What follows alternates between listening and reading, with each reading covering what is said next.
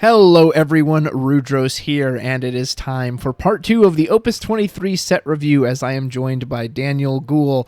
Ghoul, how are you, sir? I'm doing great. I'm excited to talk about some cardboard. Excellent. Well, let's get right to it. If you missed part 1 talking about fire, ice, and water, fire, ice, and wind, go ahead and check that out on the channel. There should be a link in the description below. But hey, if you've already seen it, let's get to these Earth cards. So first we have Dark Knight.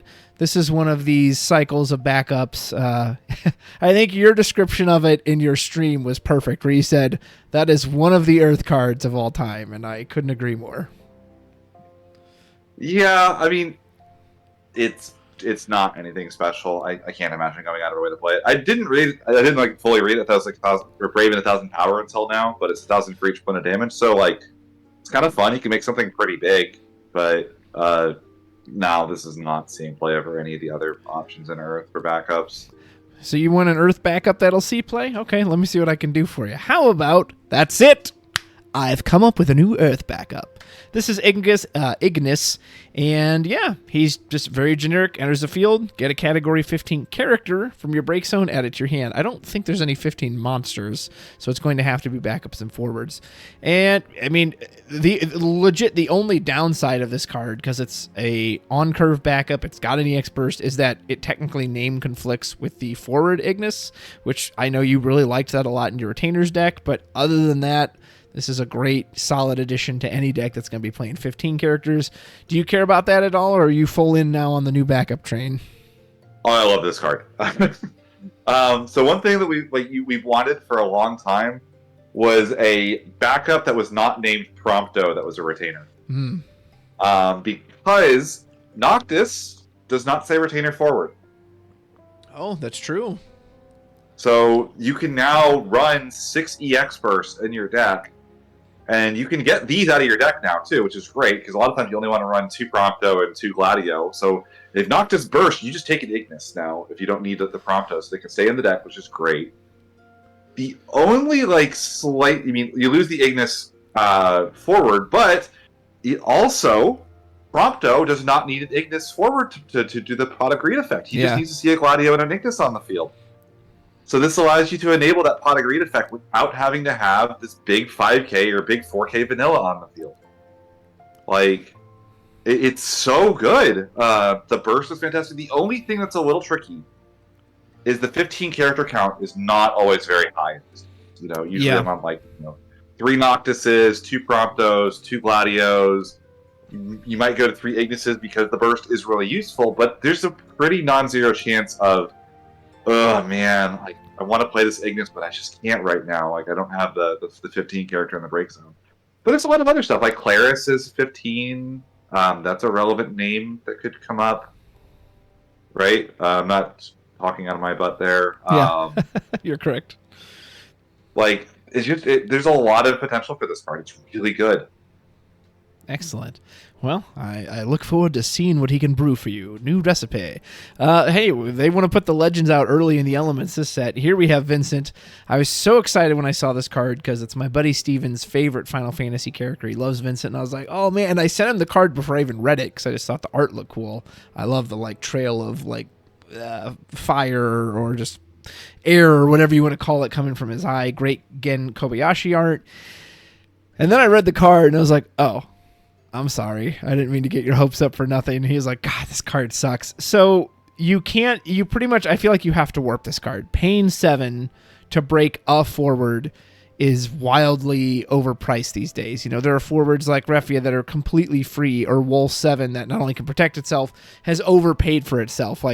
That's Odin price on a body. Yes, it's a 9k, so you need to get the backup as well. And if you're breaking a forward and a backup for 1 by warping them in, I mean, well, hell, that's a great rate, right?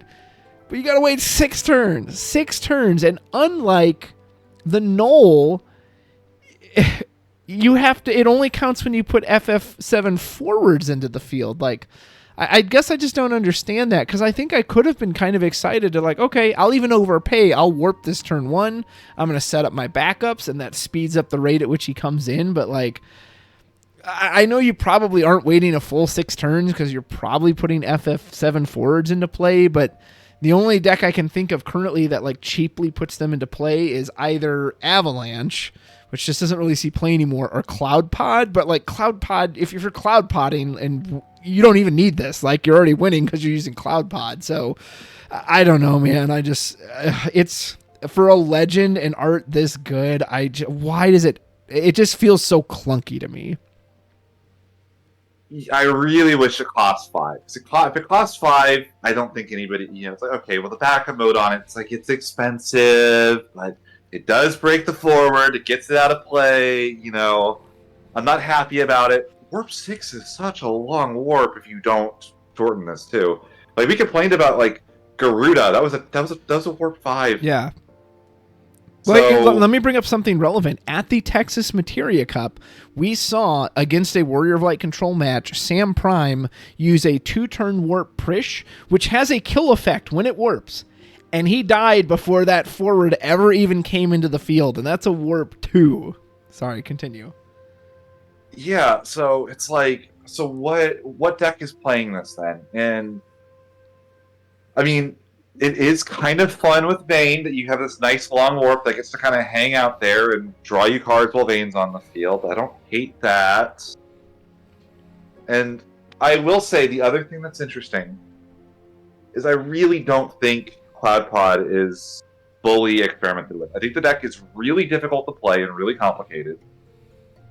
But I think the core element of the deck, the combination of the LP Jesse Gige, the 3 Barretts, and the Clouds, are like, all that deck really needs to function. I think there's like a world where you're playing Cloud Pod, you're casting Barrett for nothing, which removes the counter from the Vincent, and you're just okay doing that over and over again, right? You do that a couple times, maybe the Barrett can like kill something as a defensive option later on, you're playing 4-color Warrior Light stuff anyway.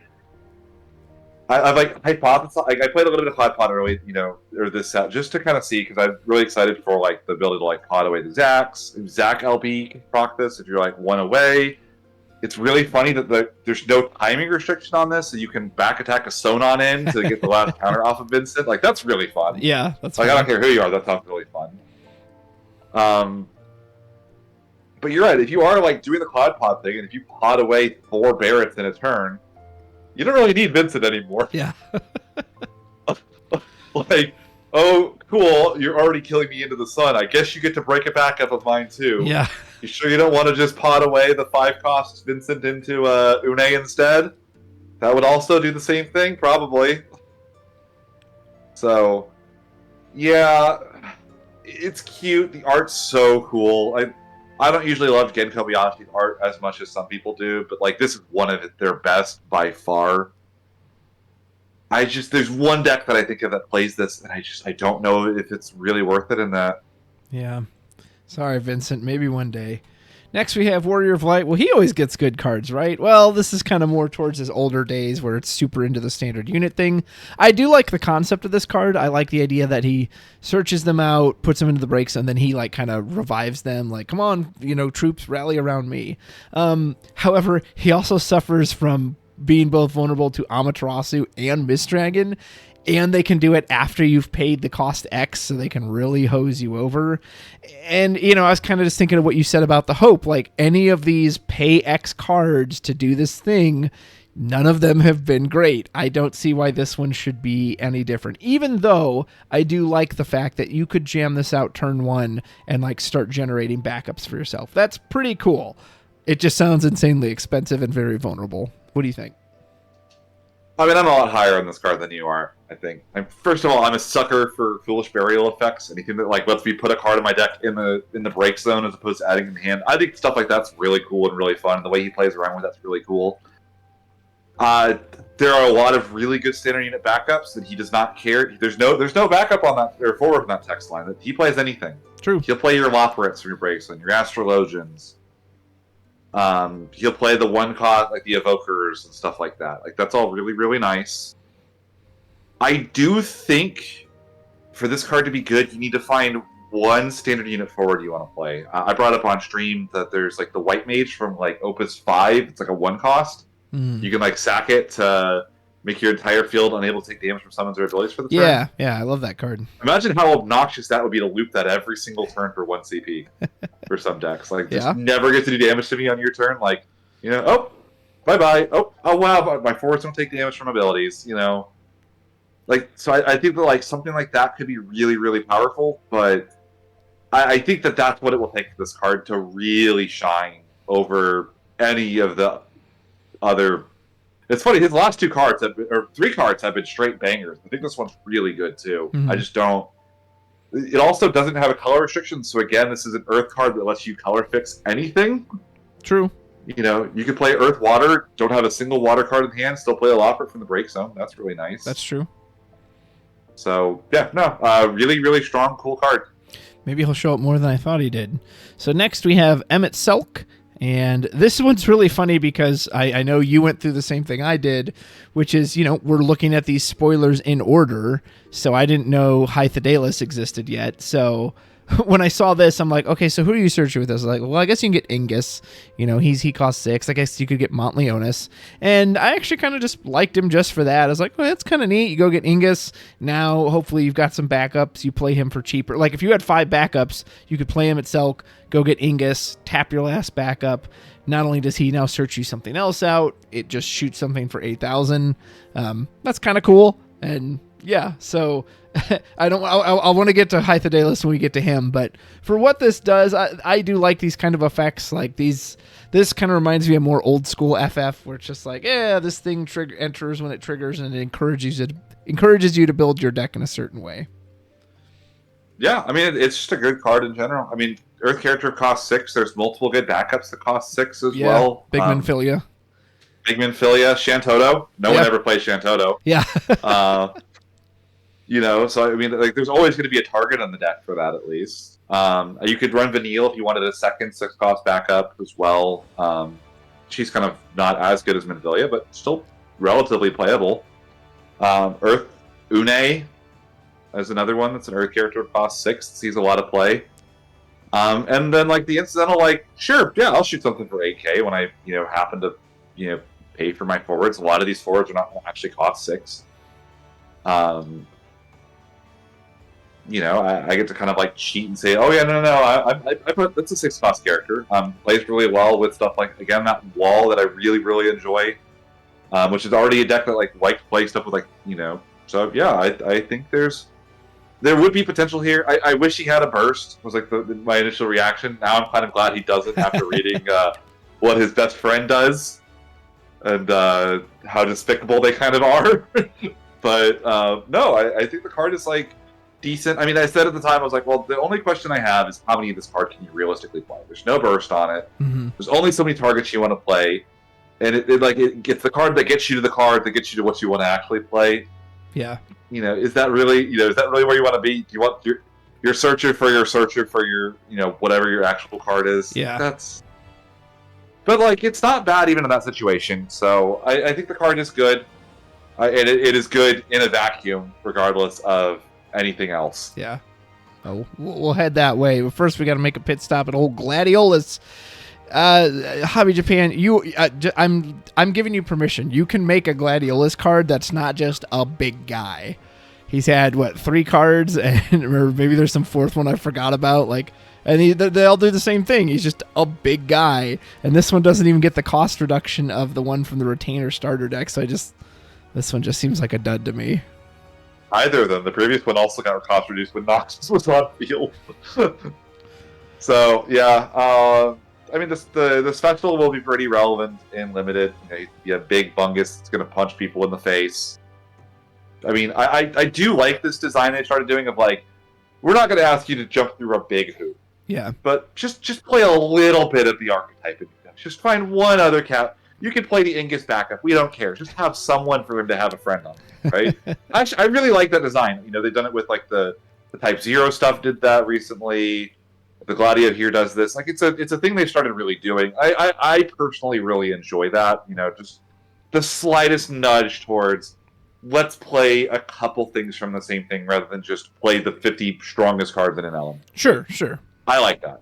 Yeah. So I'll give them a little bit of credit there for that. I do like that as well. I just wish it did something other than like makes him 1K and brave. It's like, okay, yeah, we haven't seen that on him before. Do the Earth thing, Gladio. Yeah. Do the Earth thing, Gladio. 1K brave. Yay. All right. Speaking of the Earth thing, now we have Golem.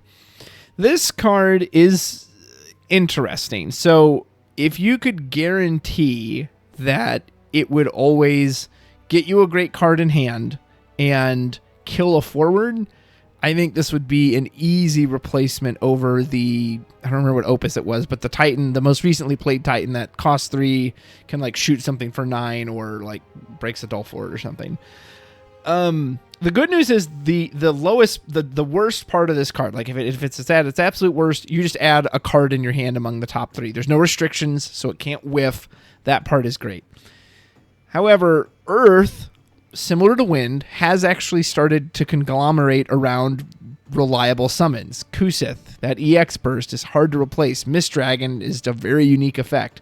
And if you need an offensive spell, that Titan kind of seems to be the summon to use for the time. So do you want the guarantee of that Titan and those other cards, or do you want this one that you're not quite sure what you'll get, and it could high roll and you're going to feel great, or it could whiff and then you've just added a card to hand. So I think this one's going to kind of fall out just because I think competitive FF players tend to favor reliability over the more high roll scenario, but maybe I'm wrong. Maybe we'll see people be like, nope, I'm going to take that chance. What do you think? All right, I did this last set for the monsters. Let's close our eyes. I'm gonna start describing a card for you. Okay.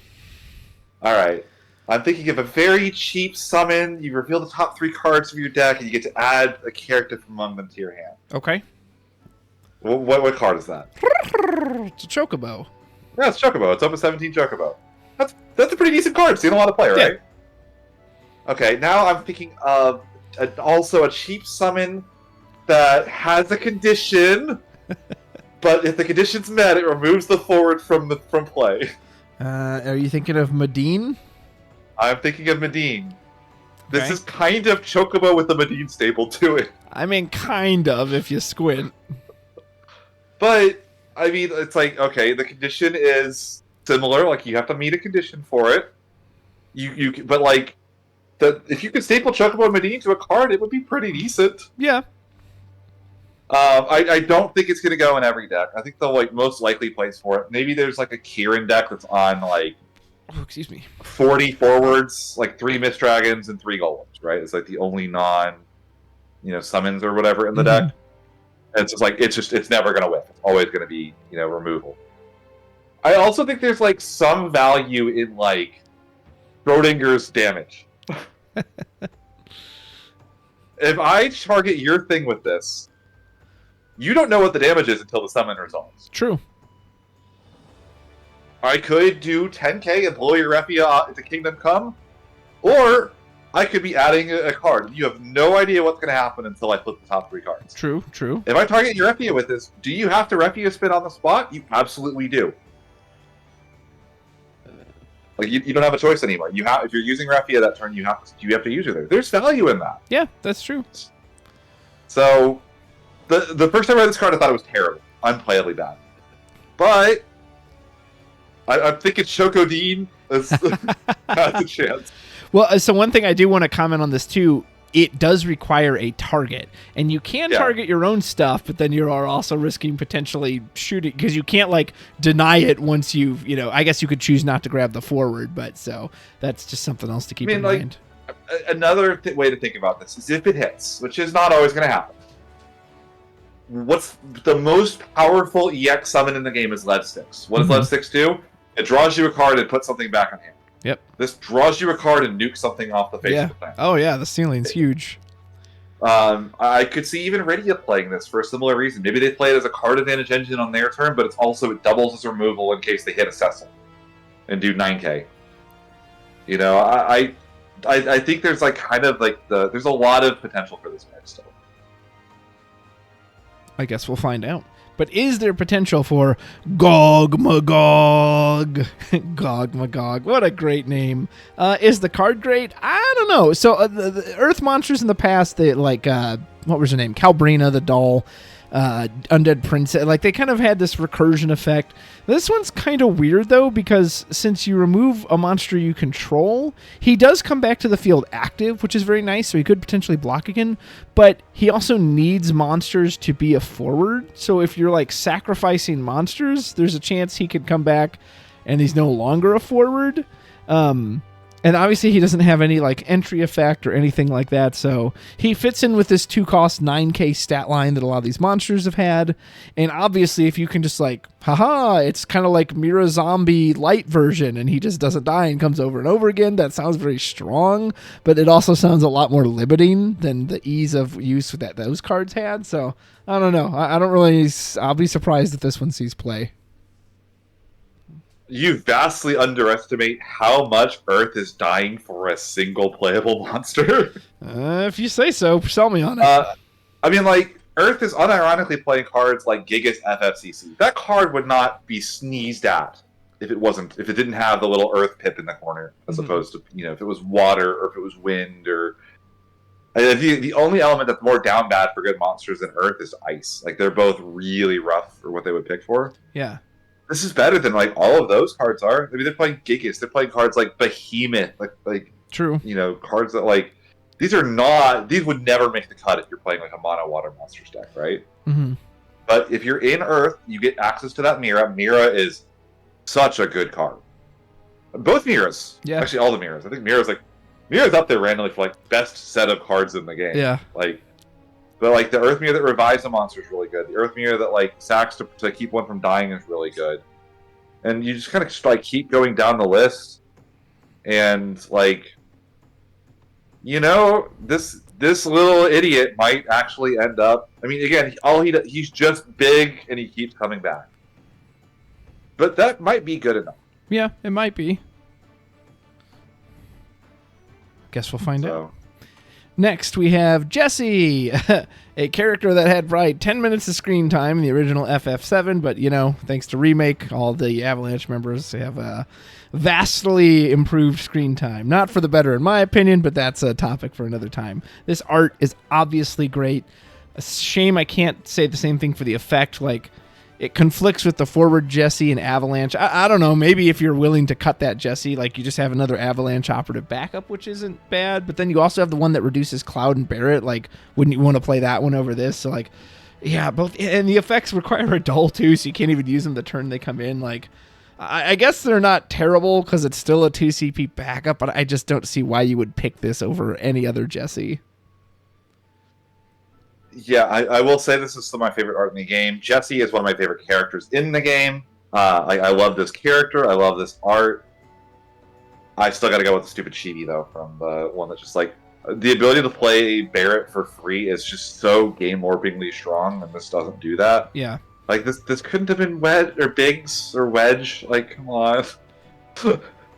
Like, any of those would have been so good.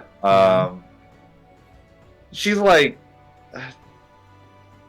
Yeah, I mean, we've had this effect like plenty of times. Choose a forward, it gains 1,000 power. Like, when it's free, like it's a card you're going to play anyway as part of your engine. I think of Vesvia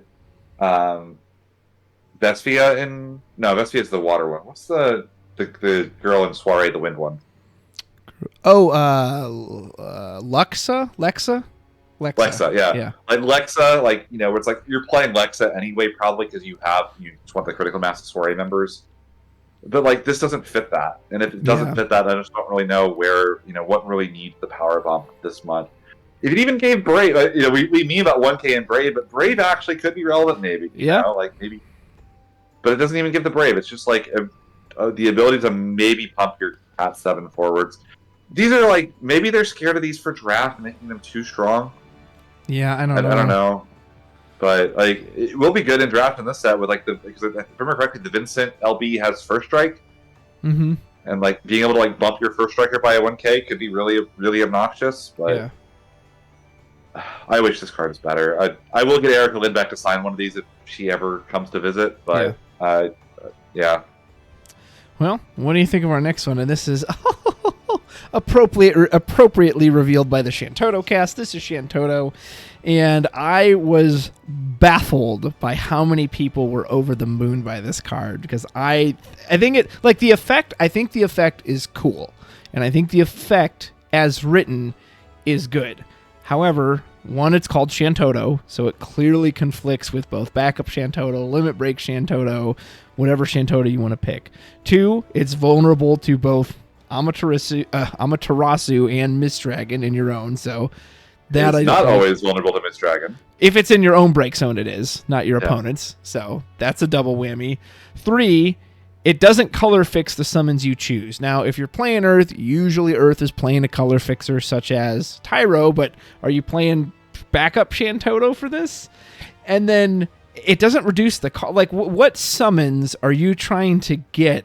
I guess Amaterasu is very good, that if you can just hold it out in space and just say, hey, I just want you to know at any time throughout this game, I could just choose to Amaterasu you. Yes, that is clearly strong. But is that strong enough to, like, conflict with the other Toto? And I don't know. I mean, I've seen the way summon decks pop off, so I know not to underestimate them. But we also have a lot of other summon support and things like Une that, I don't know.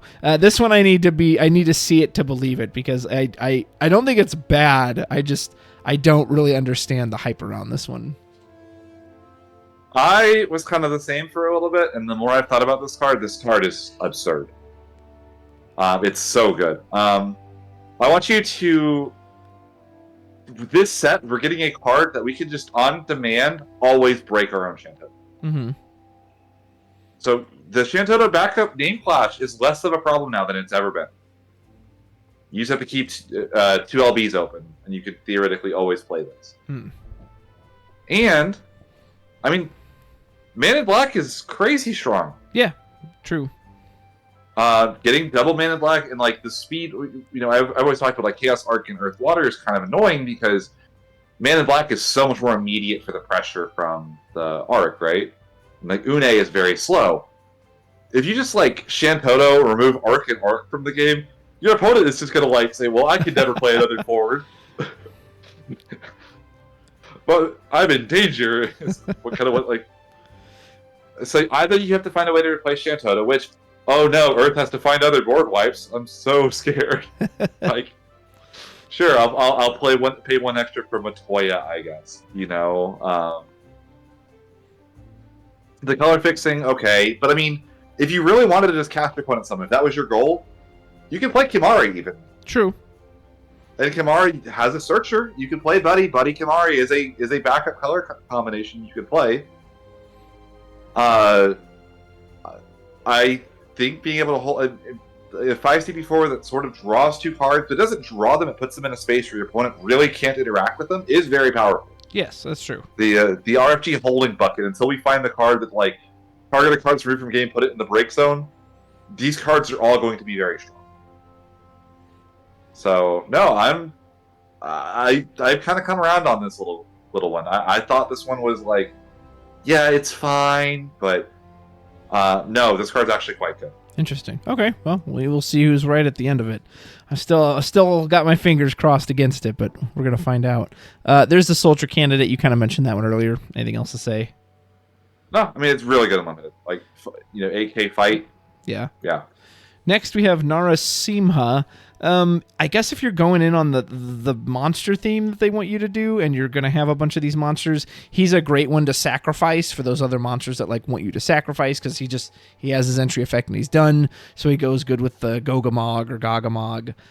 He a little situational because he requires them to have a forward and you to have a forward, so it's not like you can just play this on an empty field if you want to get value out of it. That being said, these fight effects are usually very strong in this game. They can potentially get around things like protection. I don't know if this one does.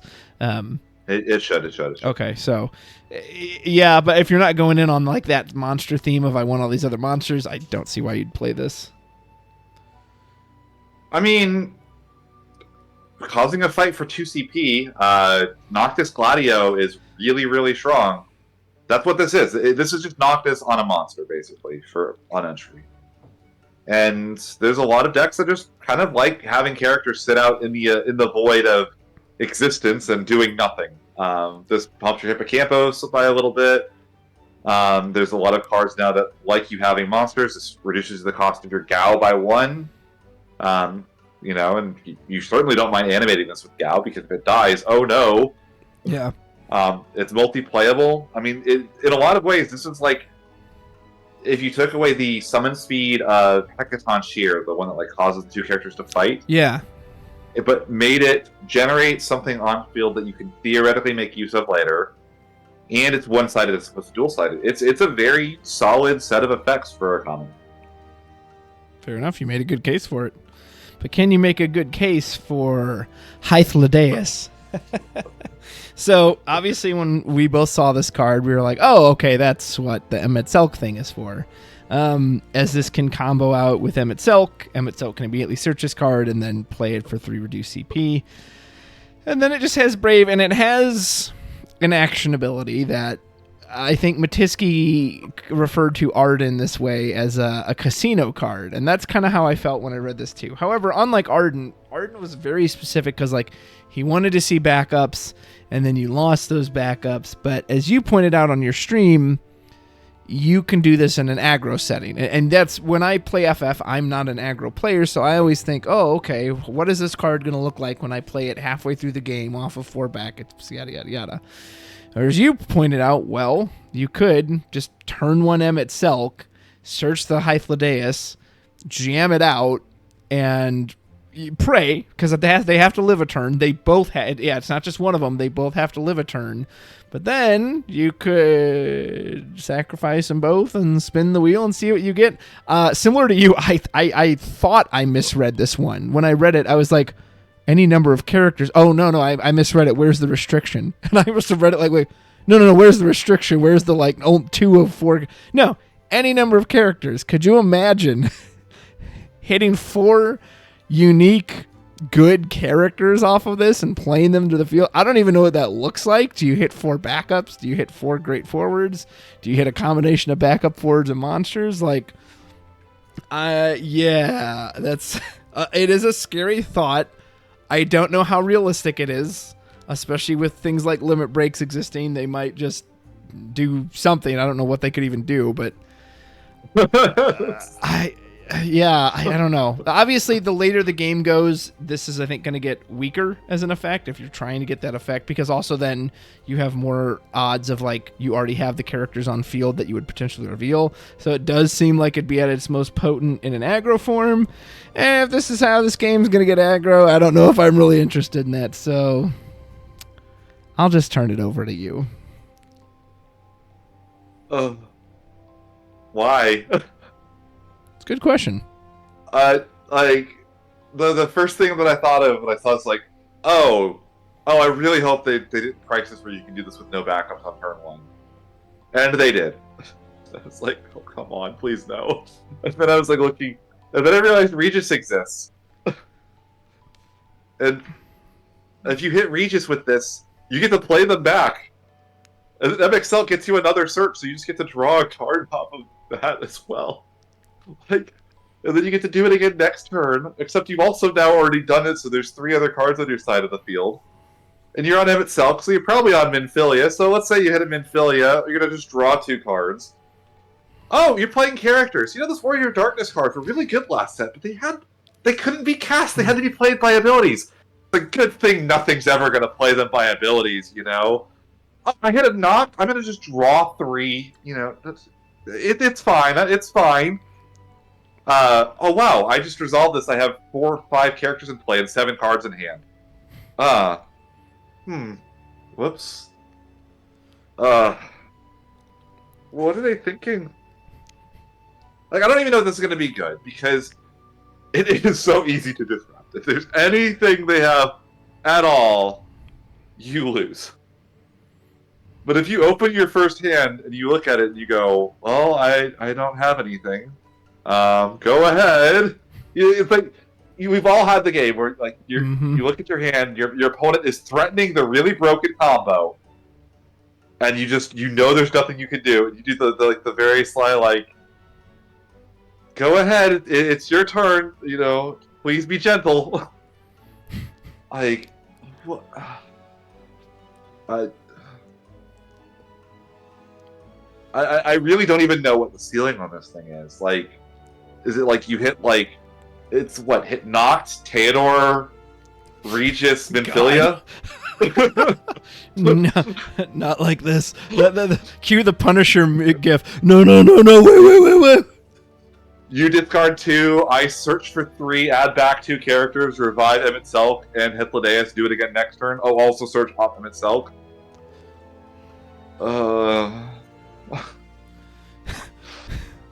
Pie in the sky, you tell me. Like, that's the question, is like, how much of this is Magical Christmas Land? It is annoying. You probably don't want to play summons in it, and like some of the better cards you could hit would be something like a Rydia. That's a back that draws you 2 cards in a win, right? Mm-hmm. Like Rydia, search Seymour Mist Dragon after doing this seems really good. I really hope this is good. Yeah, that I don't think it'll be fun being on the. It'll be fun for the person doing it, but I don't think it'll be fun being on the receiving end of that. If this ends I up was so excited for this character when we saw the card art too, and I saw the. It's funny because like when I saw this card be revealed, like you could see like my reaction. Oh, cool! It's Ladeus finally. It's 6 Emmett Selk searches. That's so cool. He gets cost reduced by Emmett Selk. It's a they're working together. I like this. I like. What the hell? Well, let me bring you down a little bit with this next one, which is the Geomancer Crystal backup, so we'll skip that. This is Bryanak. It uses crystals if you want to do damage. Like, I actually like the kind of earth theme, and it looks like a big chunker. My only real question is, why does it have to be done during main phase? Like, why can't you react in combat? Surprise! You'd be missing the Brave anyway. So anyway, he's just kind of a big dumb guy, so I don't picture seeing this much play in Constructed. Yeah, it's like fine for limited.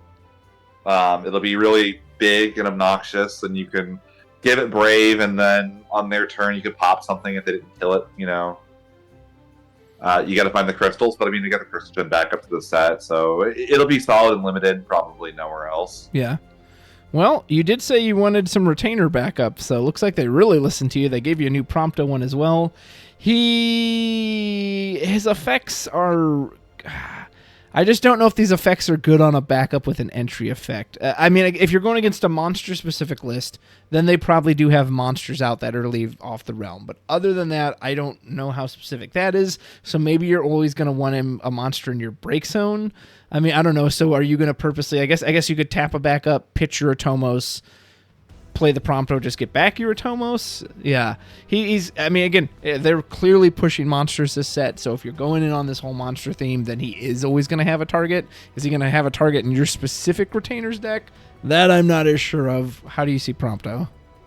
Yeah, I mean, he's not for the Retainer, like the Retainer deck normally. I mean, you might still play him with Noctis, just because now Noctis is an EX burst that gets you to 2 backups. Mm-hmm. And also is a really strong removal engine. Like, let's not forget, like, Noctis does not need any retainers to be good. True. And even if he did, you really only need 1 retainer forward for it to be good. So you could run, like, 1 copy of this, 3 copies of Ignis, and then, like, 3 copies of Gladio as, like, your retainer package. And, like, okay, well, I want to kill a monster. Well, now I have a 3 CD monster break. Or maybe you're playing monsters in your deck anyway. Okay, cool, I'll get 1 back.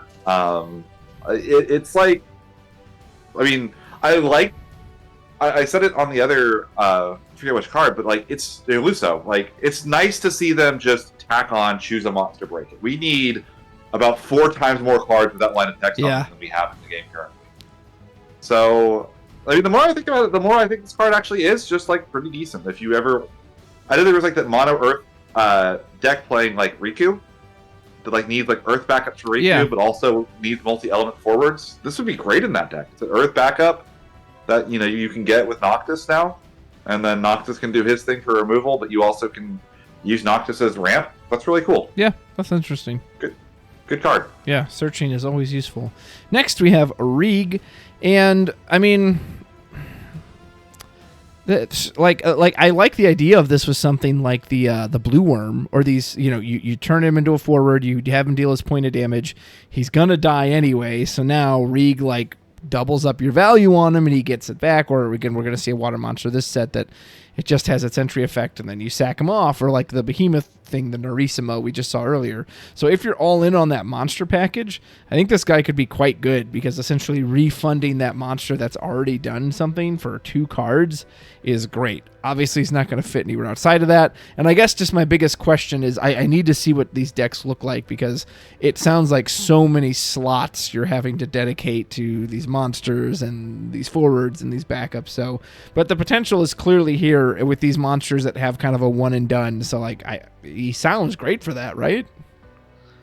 Yeah, I mean, the worst thing he is free, right? Like, if you sacrifice a monster when he comes into play, like, he just becomes a free forward if you don't care about the monster you sacrificed. Whether it's because it's going to die at the end of the turn, or because it did its thing on entry, or maybe it does something when it dies. You can sacrifice a trapdoor, or Belfield, or any of those cards and get value when they die. Maybe you have something that, like, the Mira, that, like, when a monster dies, you can search for a copy of the same monster and add it to hand, and now you get to, like, draw 2 cards and search, right? Maybe you want to sacrifice off your Typhon so you can play it back with the Mira, right? I mean, I don't think this card is like an all-star or anything, and I think that, like, there is a very real question of, like, how many forwards can you like, Gao is like a 1 or 2 up in realm decks at this point. Mm-hmm. Like, and Gao is an absurd payload for monster decks. Like, how many of these can we actually really run? I think is going to be the other question. Yeah. No, good question. And the real question is, well, are you going to play Lael? You know, for even though I don't like crystals, again, I kind of like the design of the card. I like cards that ask a question and then answer it themselves. Hey, I want to have 3 crystals to break any forward or monster on their field. And you know what? I'm going to give myself those crystals. And in theory, you only need 1 spare crystal to get the effect off if he enters and gets you 1 and then attack and gets you 1. And I like the idea that in theory, if FF games played out this way, that if he lasted on the field for 10 turns, he would just make this continuous value of like summoning crystals and then throwing them at people. But that's all in theory. In reality, it's 3 crystals, which is an insane amount. And just, yeah, going to be, very likely you'll be lucky to get 1 of these off, and then that'll be it, and he'll die, because he's also only a 5k. Yeah, I remember seeing, because I think, like, there's the CR from a couple sets ago that was like, enter an attack, gain a crystal, spend a crystal, gain 2,000 power, or whatever. Like, that card really was not that far off of being one of the best crystal generators we've had. And this kind of does the same thing. And I remember the first time I saw this, I thought it was like, when Edge of the Field attacks, gain a crystal, I thought it was spend 2 crystals, choose a monster forward, break it. And I was like, oh, that's actually, like, not bad. You know, like, it's not amazing, but, like, you know, you generate the crystal on entry, he's done his job. If they don't deal with them, you can then cash out the crystals that he generated on entry and the one on attack and break them forward. And then someone showed out that it was the 3rd crystal there, and I was like, oh, never mind, this card is awful. I mean, it's like a strict upgrade to, like, the Gao, like, you trade the EX burst, and, like, the damage 3 plus 2,000 power, like, for, like, the ability to maybe generate a 2nd crystal, which is, like, if you're in a crystal deck, maybe you want to just make more crystals. Yeah. It's better than, like, the Telica. It's cheaper than CRN if you don't want to pay for a 3 CB forward to make crystals. Like, that's a thing, but 3 crystals is so, like, you can Lilith for that much. Yeah. Like, granted, like, this is generating them and spending them, and it's any forward or monster, and there's no questions, it's just break it, you know, it doesn't have to be like 5 or less, or 4 or less, or doesn't have to be dull, it just has to be there. But, man, I really don't like this card. Yeah. Well, there is one that at least I like quite a bit, and this is our last card for Earth. This is Regis. I don't know what it is about this character, but he just speaks to me, man. And he's not even in the game that much. He's probably in the movie more, but, like, I don't know. He has this air of royalty about him, this regalness to him, which I absolutely love. Like, I don't know. I always really, like, look up to Regis as a character. And he's basically Ramza for category 15. It took me a second. I was like, what card does this remind me of? Oh, it's Ramza. It's a 7 cost, a 9k. It revives forward of 5 or less from the break zone. Unlike Ramza, he doesn't have the cool action ability. He just has a repeat at damage 5, which is, like, I mean, good, like, awesome if you can play him on damage 5. I'm a little disappointed they just repeated the same text. You're the 15 player. I used to be. I mean, the idea of reviving Noctis seems very good. that, he enter Noctis, which then maybe Noctis goes searches out your last Gladiolus, or maybe you revive Gladiolus directly. So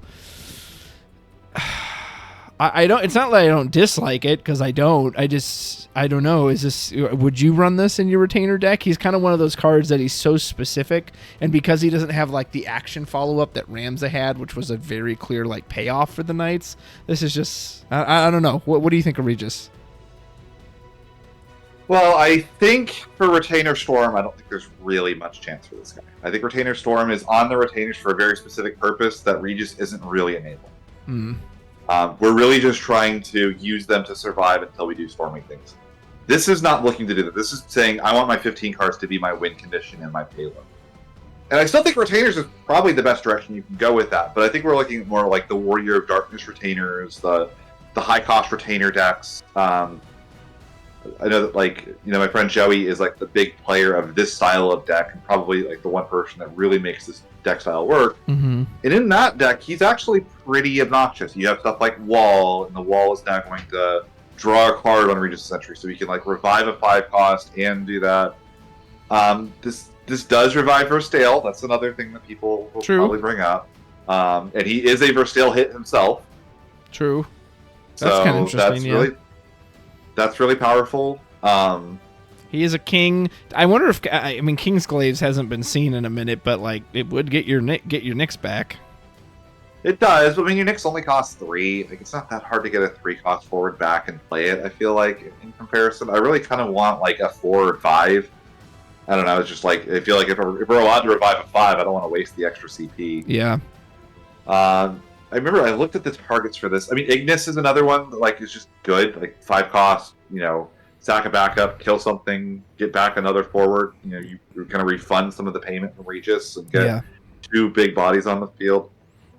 Where's some of the other ones? There's the Dark Arden if you want to meme a little bit, but I can't imagine that that's well, maybe he's waiting for a target like Corella, Knights needed. That's the banger target. Because I think that's why I was feeling hesitant earlier. Is I just couldn't think of the standout. Yes, that is the target you want to revive from Category 15.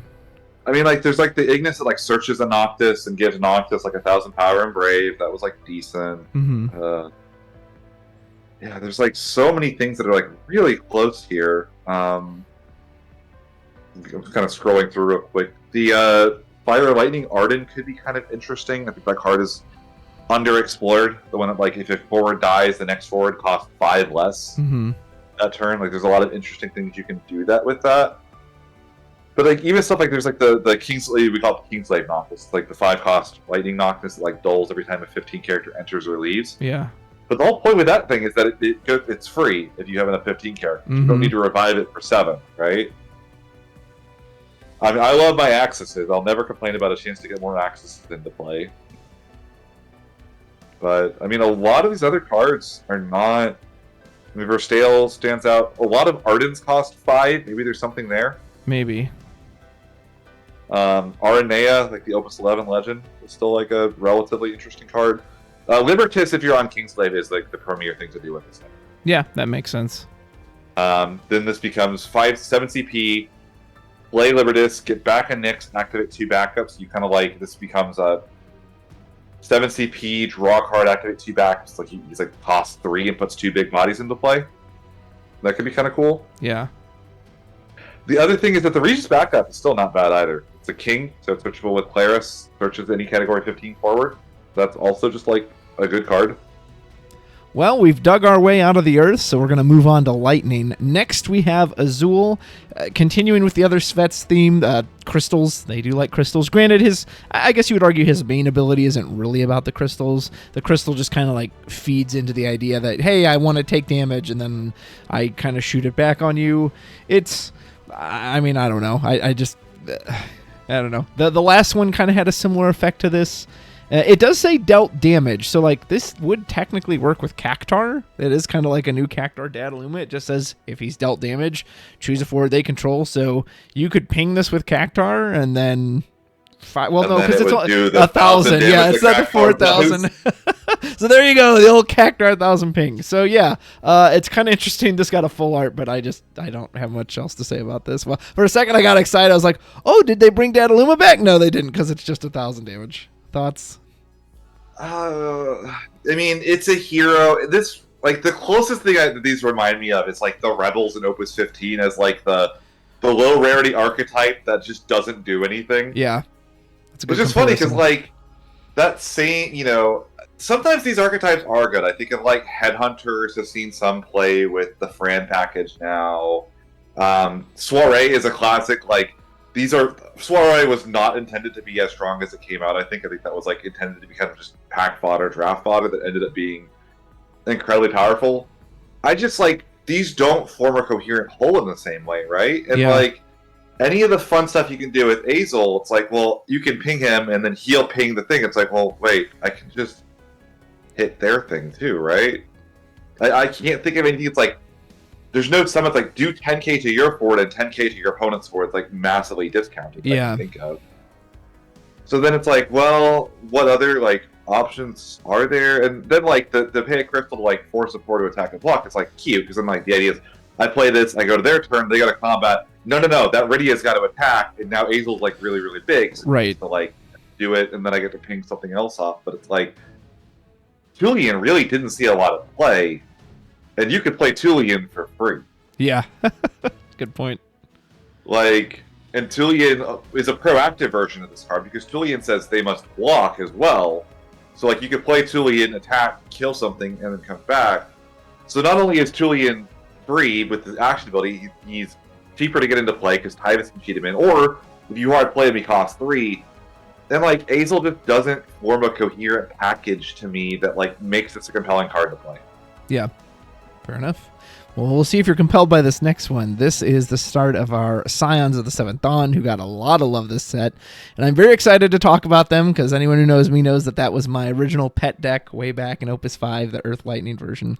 However, Alice is easily the one that's the most out of place against the other Scions, because she's the only one that doesn't really deal with the Scions like the rest of them do. So when I first saw this, I was kind of underwhelmed by it, because I thought, well, that's kind of weird. Like, why doesn't she deal with the Scions like the rest of them do? She just seems entirely on her own, and the forward Alice is so good. I was just like, well, why would you ever run this in Scions of the Seventh Dawn? I don't think you would. And then someone pointed out, it's a 3 cost. That would go in Wool 7. I was like, oh, so it does. Yeah, I don't know where you would run it outside of that. Maybe it's just a generically good lightning card, but in Wool 7, I mean, it basically can't miss, right? That deck is so character heavy. They don't tend to run a lot of summons, if any summons. It's going to have something in the break zone. If you have another copy of any Warrior of Light, it means you can just go get out Ultimate Shield. Obviously, it can be played for free off the Wool 7. And sometimes in Wool 7, if you draw kind of weird, you're forced to pitch a card early that you don't necessarily want to get rid of, like Zero Miss or Gilgamesh Brave Exvius. And she just says, actually, you just go ahead and fetch out that next version of it. So in that deck in particular, this just seems like an auto include and a really good backup for that deck. Outside of that, I don't know where you would see it, but she seems very good for that. I mean, I think it's just like one of the best lightning backups ever printed, isn't it? Like, as a generic card. Now, to be fair, if you're playing Scions, the Opus 20 Alice is just... she's the best card in that deck. Yeah. I don't think you can afford to cut that. But, so you have... now, Louis Walk can get 2 different lightning backups, which is huge. Now, lightning has kind of, a 3-cost backup that searches either a 3-cost backup that gets the best character in your break zone as another copy of it, or you can get a 2-cost backup if you want to stay on curve for something else, right? Mm-hmm. And like the first time I read this, I thought it was like, oh, this is like Realm. Like, you have to have the character on field. It works for specials. No, this is just better than that in every single way, because you can discard cards for cost early, and then you play this. It's like, actually, I really do want that card now. I'm going to go get another copy of it. Yeah. Or now they kill your Cypher, and it's like, well, you killed my Cypher. I really want another Cypher. I'm gonna go get one. And so this becomes a 3 CP searcher for anything in the game, provided you've already seen a copy of it. Yeah. This is ludicrously good. Moving on from Alice to another Scion of the 7th Dawn. This is Estinian. So, is this better than the Opus 20 signature legend? You know, in some ways, I really think it is, which kind of makes me sad. Like, it makes me sad that a beater like that old one there's just only so much value in a card like that. But this one has essentially infinite recursion. Like, as long as he can keep attacking, he's going to keep getting you back Scions of the 7th Dawn, which is nice. On damage 3, he also now won't die to Amaterasu, because normally a card like this, it's like, oh, it dies to Amaterasu and Mistdragon, but damage 3, he at least avoids the Amat. Granted, you will always have to pay full price for this, unlike the Warp version, but Scions tended to not have a ton of recursion without running things like Oracle of Light or Water Lightning Thancred, and especially if you can just recycle Y'shtola specials that, like, all right, I'm just going to have Pulse of Creation in my hand every single turn, like, if you don't mind. Yeah, he seems really good. That being said, he's still not, like, incredible just because you do have to pay for. He is very vulnerable to Kuchulain the Impure, Mistdragon. There are a lot of summons that do prey on him, but if he can get going, I think he will give the deck an angle it hasn't really had before with just kind of this permanent recursion value engine. In particular, you were limited by your 3 copies of Alice, right? Well, finally, he says, actually, you could have more than 3. So he reads really well. Is he going to make the cut? You tell me. No, I mean, this card is, for Scions in particular, this is clearly an improvement over the Legend, I think, at this point. Like, most Scion builds weren't even playing the Legend at this point. Like, it was just like, I don't need to randomly kill my opponent with this, because I can just win the game by doing that. Like, 2 points of damage is 2 points of damage, but Ali's they play Y'shtola wins the game. So, which one's more important? So now we have, like, a really nice thing, and, like, this is it's a pretty good buff to Graha Tia to have, like, this, like, even-costed Scion that he kind of wants to play from the deck as well. Yeah, that's a good point. I think the haste is really good. There's also just, like, a world where you, like, against an aggressive matchup, you go, like, Estinian plus Y'shtola, you kill something, and then every turn for the rest of the game, you attack with the Estinian and you Y'shtola special every single turn. Yeah. Like, how many decks can play through that, right? Like, yeah. Like, every single turn, okay, pick back up the Y'shtola special. Doesn't kill this Estinian because he's a Scion. You just have infinite Pulsive Origins. That sounds absurd to me, right? So, I think he is going to see a home. 4 CP is definitely on the more expensive side, but it's like, he creates a threat your opponent has to deal with, but the Scion deck has already created a threat that your opponent has to deal with every turn in Y'shtola. Yeah. So that doesn't scare me nearly as much as it does for some other cards like this. I mean, the only other fear I have is, like, how hard is it for an 8K to attack every turn, or a 9K on 3?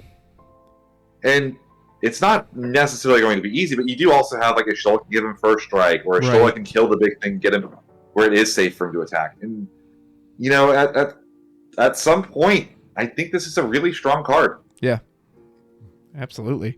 Next, we have kind of a power crept version of Opus 1 Odin. Not fully, because technically if you had to ever hard cast this without the reduction, it's more expensive, but for all intents and purposes, it's a better version of that card. You're never going to want to cast this for 9, of course. You just want to hit it as an EX burst for free, and then you can, of course, pay the cost reduction, so you're only casting it for 3. Yeah, really solid card. If you're playing Odins and Mono Lightning, you're absolutely going to play this. I think this is better than the Opus 13 Odin, the 5-cost one that got reduced to 2 on damage 5. That one could only hit 4s or 5 or less. This can hit anything, and this one is usually universally cheaper than that one, whereas that one you always had to wait till damage 5, which it felt very good on damage 5, but before then, not so much. Granted, if you see this early, it's kind of just a dead card because you're not going to have enough lightning cards at that point, but if you're running lightning EX burst break stuff, this just seems like a very good upgrade over some of those old Odins. Yeah, I mean, for sure, I think if you're in Mono Lightning now, some Mono Lightning decks were still that Opus 1 Odin. And every time I saw somebody, like, tap the 5 backups and discard to play that, I just went, I'm so sorry, my child. It is nice just having more good card name Odins. I think that, like, Man in Black looping the Opus 12 hero is still, like, relatively powerful. I think that there are still situations where you would play the Opus 1 Odin if it's, like, you have only 3 lightning cards in your deck for Cloud LB. Like you would still probably play the Opus 1 because you could never get the cost reduction on this. And it is a little annoying because lightning is the element that kind of wants a bunch of cards in their break zone. Yeah. Because you have cards like Ultimecia and Cypher and all these other cards. And you kind of wonder, like, does this make the Ultimecia just never work? Which maybe you're fine never playing Ultimecia in your deck. Yeah. There's other cards in this set that we'll talk about that do this as well. And maybe it fits better in that type of a deck where, like, your break zone is a resource to pay for your other cards. Which actually, I think is a really cool direction for Lightning to go. Like, I've enjoyed the set design for Lightning since about Opus 20, I would say, is when they really started kind of finding a direction for Lightning that is, it hits active things, and it has haste, I guess. Yeah. It feels like Lightning is like a fun and interesting element, even if it isn't like necessarily top tier at all times. I really have enjoyed the direction that Lightning has gone compared to some elements like, say, Ice, for instance, where it's just like, what are they doing with Ice and Wind right now? Yeah. Like Lightning, it feels like they really found something with Lightning with this, like, this self-mill as a card advantage thing. Yeah, and I really enjoy it. Yeah. I think it's really cool. It's different. I like it. Moving on, we have Puppet Master. That's the Lightning version of the Get to 5 backups. That's fine. I have nothing to say. Yeah, I mean, it'll be great and limited. Any 2-3 backup that doles it forward is crazy and limited. So. Yeah. Next, we have King. Okay, so I used to love Type 0 cadets, but they really didn't get like a full group of support since Opus 13. They got a few of them with the Ace and the Trey. What was that, Opus 21, I think, or Opus 20? King is like, okay, so if you have to pay full price for this, like let's say you pay full price, he waits a turn, attacks, and now you discard 2 cards. So you essentially pay 9 to break 1 thing. That's absolutely terrible. If you can get him for 1, it's a little more appealing. Like, I don't know, discard 2 cards still seems a little hefty. At least it's an indiscriminate break. There's no like cost reduction, which I like. I kind of wish it was on like attack or entry, because even with the reduction, he just has to sit there a whole turn. And he does specifically say characters in your break zone, so kind of like you alluded to with the Ultimecia, if you are playing a deck, and we'll see this with some of the other cadets, that is actively like using its break zone, there's a chance you might not actually have this online. So he's still probably the best king, but again, I think that says more about the older kings. There's never been a king that's like, wow, this guy is incredible. So he's fine, but I'm also just not like I don't think this is suddenly going to make cadets see play, but I would love to be wrong about that. I think you're underselling it a little bit, honestly. I mean, so first things first, I think the Ace from, I think it was Opus 21, I think is still secretly a legend card in disguise. That card is absurdly good. The problem with Ace is he needs 1 other Class 0 cadet. And there are currently 2 of them that he wants to play, which is like the backup Rem that gets back a Type 0 card, and Trey. Yeah. The problem with Trey and Rem is that you have to have another Type 0 card or character in the break zone for them to actually be worth playing to the field out. So you have this like awkward timing thing. So you wanted like 1 more name you're happy playing in that deck to have a small, tightly Class 0 cadet package be good. Yeah. And I think King has a really good argument for being that one. Currently, right now, you play like a copy or 2 of 9 as like I now have an anti-aggro option where like my opponent can't swing and maybe they can't deal with his body very easily. King kind of does that, but better. He's cheaper. I think that the discard 2 cards is kind of like turning one of the cards in your hand into an Odin, which is really, really powerful. Like a 2CP summon that breaks it forward. Like we would play the heck out of a 2CP summon that says break any forward. True. You don't have to do that. I mean, even a 1CP 9K is not a bad card, honestly. And the other thing is that between Ace and King, and maybe even some other stuff, I mean, we'd have with Axis, there's clearly support for this later on. You could fill your break zone very quickly because Ace is drawing you cards, and then he ditches those cards to dole forward so that King can then attack, and now they feed each other very well, I think, which I think is really cool. I think that Ace plus this King is a really powerful combination of cards. I think there's a very decent chance that you could play like a Wind Lightning or a Mono Lightning deck that plays 3 Trey, 3 King, 3 Ace, 1 9, and feel pretty good about it, honestly. Anything else? No, that's pretty much it. I mean, I think the card it's relatively simple on the text, but I think it's very powerful. Like I said, I hope you're correct, because I just find it to be overly expensive, but we will see. So, before the king comes the queen. Queen has a single action ability, and again feeds in with the removing cards from game. These ones can just be any cards. They don't have to be specifically characters. And if you are going against something, well, mainly fire, she basically says you can't kill anything on my board, which is pretty cool because there's no limit to the action ability. You can just do it over and over and over again if you need to pump their HP multiple times, and then you can just completely nullify ability damage, which is really cool. Doesn't work on summons, unfortunately, but again, if you can just pump their power high enough, then it doesn't matter. Kind of gives me old Nyx vibes from the old Kingsglaive Nyx. The one thing with that, though, is as I kind of alluded to with another card that did this in our last review, non-damage based removal has become more and more prevalent as the game has gone on. There are way more tuck effects. There are way more straight break effects. So there are a lot of things that don't care about dealing you direct in. That just says, yeah, whatever. Refia just says, I'm putting you back into your deck. This says I'm putting you back into your hand. So that kind of worries me. Again, if you're going against fire with her, it's great that you can just protect your board and say you can't kill my cadet. So that's going to be a really sweet feeling. But if you are going against stuff that can, again, has that non-damage based removal, I think this is going to feel very just like, it doesn't do a whole lot. Yeah, I mean, I think a lot of this depends on how good that ace is. And I think, so the argument for this with ace over something like the king, or maybe play this with king, but we're going to say for now, the only argument to me for playing Class 0 cadets at all is that ace. That ace is so strong. Is that for ace to get more power or to be able to attack safely so we can draw the card, he has to discard cards, which kind of negates the card draw anyway. Now, he still does the anti-aggro thing. He's still relatively difficult to block. If you, they want to block with an 8k, okay, cool, discard, kill it, you're very happy to do that. Queen makes it where ace can attack with impunity. Ace gets to just do whatever the hell he wants if queen's on the field because, well, now ace is Schrodinger's power. Yeah. He is some number greater than 8,000 rather than 8,000 plus, I can discard to make him 1,000 bigger. Yeah. And protecting ace is it's funny that protect ace is actually protect the king, but that could be the name of the game plan for the deck. Protect the However, I don't know that I would pay 3 to get this onto the field where it's very telegraphed. Maybe your opponent could just say, well, I'm going to cloud the queen and then I'm going to kill the ace. Yeah. And then it's do you preemptively remove your entire break zone to make the ace really big for a single turn? Probably not.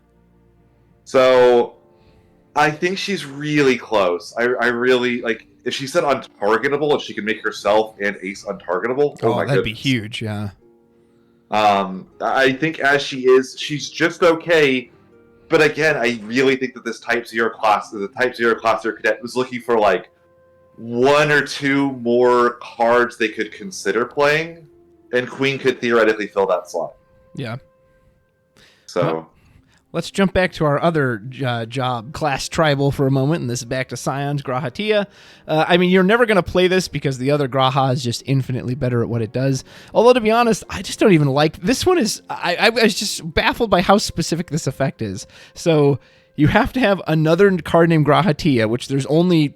now 2 in the whole game, and then it only does 4k, and the dull is fine, but for spending 5 for that, again, you're not playing this anyway because you're going to play the other one, but I was kind of baffled by how specific and underwhelming this effect was. I like the lore of the lore behind the effect is kind of cool. I'll give them that. If I find 2 Grahatias, maybe they were scared it's a common, so in limited, you could just get 8 of these and just do 8k to a forward. Yeah. Or whatever. Yeah, I don't really get what 4k and doubling the forward is going to do other than clear the way in a couple limited games. I think so they must have been afraid that maybe if you could have done the same forward twice still to do 8k, that could have been kind of cool. Yeah. I don't think it would have been very good. It would not have broken the card for constructive. Maybe this was we'll make a concession for limited. This is still fine in limited. Dull 2 forwards, maybe you round up a ping as well while you're at it. But right. Now this is, cool lore, very bad card. Well, what about our next Scion of the Seventh Dawn? Kryl finally hasn't seen the light of day since Opus 6. My dear, where have you been? I've always loved this adorable little Lalafell, because of course I play Lalafell too in Final Fantasy XIV. And it's your typical job anthem, which for being a specific job anthem and not a color anthem like the old Opus 1 stuff, could this have been a 2-cost? Like, I think it could have been, but they still seem to value this effect on a 3-cost backup. And then you have the action ability, which I kind of just dismissed it first, like, oh, whatever, 1,000 power. But thinking about it, because the Y'shtola gives stuff first strike, suddenly maybe you can trade up with a Warrior of Light all of a sudden, a 4-cost Warrior of Light. And it means that Y'shtola Pulse of Creation now can do 10k to the board, so now it can also kill a Warrior of Light.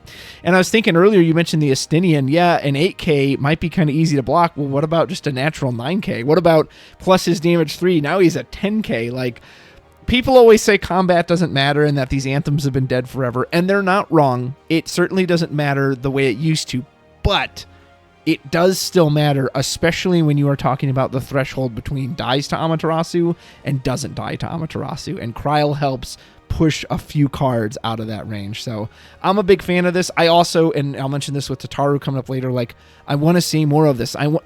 Make me want to play all the Scions. You like Final Fantasy XIV? Here's all the characters from that game. Play those characters. That's what I want to see. I don't want to see, well, I'll take the 3 best ones and then I'll just put a bunch of good stuff in it. Because that's kind of what Scions was in Opus 20. Like you said, no one even played the Estinian. No one even played the Urianger. Like, no. We'll take the 3 Scions that are actually good and then we'll just make a good stuff deck. No, make me play all the Scions together. I love this. I hope it's strong. Yeah, I mean, there's a lot of like really good things here for sure. So even back in Opus 20 at Nationals, I had a single copy of Lulu in my Mono Lightning deck. And the reason was very specifically that I wanted to be able to have my Graha Tia be an 11k first striker. Like, nothing gets over 11k first strike in the game. Outside of, I guess, Warrior of Light can trade with it. Yeah. I guarantee the Warrior of Light player is not happy about trading with this like 11k first strike forward. So that's huge. And the one downside of that is that, like, the other thing that Lulu did specifically that I loved was that Man in Black lived Origin Pulse, or Pulse of Origin. That doesn't work anymore with Kryl in specific.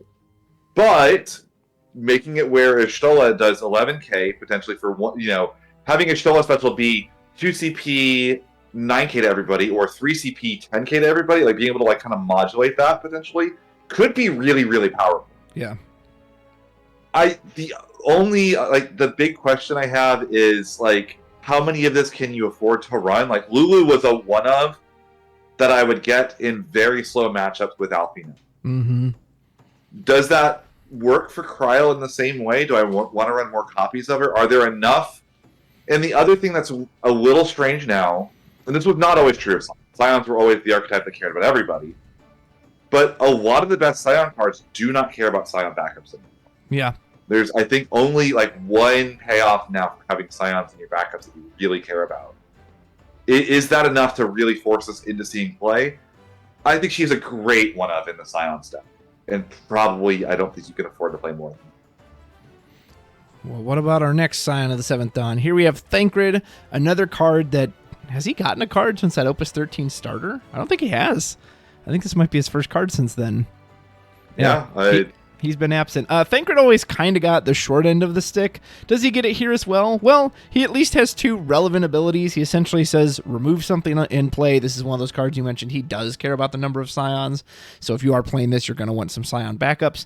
And then when he dies, he specifically doesn't mention a Scion, but it's probably because they want you to revive Oracle of Light with him, because that's thematic, and, why not? Yeah. But he also says, just get Y'shtola back and slap Y'shtola on the field. So I think this is probably the best Thancred we have by far. You don't have to worry about kind of the finickiness of the Lightning Water one, but you could still go into that one if you are doing a Lightning Water split. Maybe that one is still better overall just because it has such a high ceiling. I like this one. Is it weird that despite like everything on him reads fine, and yet there's some part of me that's like, I don't know, he's just okay. Like, well, where do you think that's coming from, or do you feel differently? I mean, to be fair, I mean, one of the best cards in Soiree to this day remains Merrill, which is just this first effect for Soiree. And granted, we're comparing this to an Opus 16 rare, which maybe isn't where you want to be with an Opus 23 hero for your, your tribal. But I mean, that's still pretty decent, right? And Ishtola does a lot of heavy lifting for the deck, but you only can have one Ishtola enter play, at a time. So maybe the spot removal of, I really need to kill two things. I can go Alize for Ishtola, and then I can fan cred this other thing off because I've got a Scion, I've got a Tataru or a Kryl in my backup, right? Mm-hmm. That doesn't seem that difficult to succeed with. It does mean you probably want 2 to 3 Scion backups, which is where cards like Kryl are going to have to come in. I think you really probably almost ironically have to play water for this stand cred to really work. Yeah. At which point you have to ask the question of do I want that? I mean, there's a world where maybe you go for Alize and Alfino as your backups with the Louiswall engine, and then you can Graha Tia out stand cred sometimes. That's a potential thing you could do. I love the second effect. I love... This is one of my favorite things they do in the game, is when they take the lore thing. The lore card that you're supposed to play is Oracle of Light with this. Yeah. And they said, you can do the lore thing. We want you to. But we'll let you do something else anyway. Yeah. I love when they do that. Again, the Zorn and Thorn is another one that I mentioned as I love when they say here's what it's supposed to be. You see the flavor, you know what it is. Yeah. But we'll let you do the Marvel what if scenario. What if Thancred's, adopted daughter wasn't Oracle of Light? Yeah. It's so cool. I love that. I like when they're not restricted by the... Yeah, because sometimes they go so heavy in the lore flavor that it, hurts the card. But here's an example of, like you said, they did it correctly, that there is a theme lore there, but we're not going to, restrict it. It must be Oracle of Light. It's just 4 to 3, so... Agreed. All right, let's close off the old Class 0 Cadets with Mr. Jack with his best card to date, and like a lot of these, that's not saying much because Jack has always had pathetic cards. So it clearly feeds into what you want to be doing with King, with Queen, with Ace, that you're getting these cards in the break zone, and I do appreciate that about it, and I'm glad it's 2 and not 3, so you can pitch a single card for it. That being said, couldn't he have done something else? Even just haste, so he can attack right away? Something. I don't recall this character being something that's holding the rest of the group back in the game, so I don't know why all his cards have this quote-unquote downside to him. So I'm glad he at least feeds the plan what the other cards want to do, but just haste, first strike, I don't know, dull him to ping something for the 1,000, something. It just seems so empty with just that one line of text. Go ahead. I mean, unironically, it's still pretty decent for this. I mean, self-mill is a form of card advantage, in a way. Think of, you can mill something for an Alize, for instance. Now Alize can actually search for a card that she couldn't search for before. Mm-hmm. You could hit either of the disciplinary committee members from last set, and now he plays a second forward to the field. I mean, there's a reason Axis is one of my favorite cards of all time. Yeah. This concept of self-mill as card advantage, and then so maybe that's worth half a CP, the ability to mill yourself for 3 potentially. Maybe this is a 1.5 CP 7K. That's the body on him is actually not bad or irrelevant. Maybe you play this to mill a couple cards, so now your tray has a target to hit with that. I really, for a common with a single line of text and something this simple, he has a lot of ramifications on gameplay and things he can do. I think if he would cost 3, he'd be dead on arrival, but at a cost of 2, I could consider this. And again, this maybe even could just be that extra cadet. It's just an extra body that fills the break zone, so you could play Category 8 Type 0, and you play Trey and Jack and Ace as your only Type your Class 0 cadets, and then you play the Lightning FF8 package. That's totally something you could do with this. Yeah. I really think that, for as simple and boring and understated as this card is, it's a lot more relevant than you would believe. Interesting. Well, we'll see if you feel that way about our first Lightning Legend here. This is Sarah, and so I absolutely love the theme of the Dispel special, even though I can't really ever see that coming up much, but I just your enemies buff themselves up, and she says, nope, I don't think so, Dispel. This card, more than any other, I think in this set, I don't know what to think about this card. She doesn't count characters like the Gnoll does.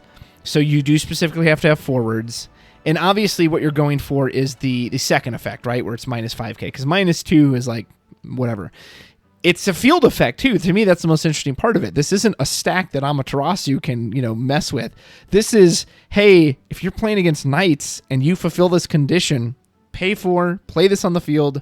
Goodbye, Laswell. Goodbye, Charlotte. Goodbye, Gawain. Goodbye, old Beatrix. Like, there are a lot of cards in the game that they'll just disappear off the field. No stack or anything. And that's crazy. But that's also the only thing the card does. And again, it does have this condition. You have to have enough 13 forwards. I don't really know what the 13 deck looks like right now. Like, I think this is probably too expensive to go in the old aggressive one. Like, I don't see how you're trying to do this if you're doing Hope Vanille early. So I don't know. I love this card. I love this effect. Is this going to be any good? I genuinely have no idea. So please tell me what you think of this one. I mean, this is easily one of the most interesting cards in the set in general. You mentioned that, like, she just kind of blinks half of the Knight's board out of existence when she hits play if they don't have an Ovelia on the field. And even if they have an Ovelia, that's an argument for the Dispel then. You can Dispel the Ovelia buff, and then all of a sudden everything dies. Granted, that does create a stack. They could do something in response, kill the Sarah, whatever else, but that's still, like, so interesting, right?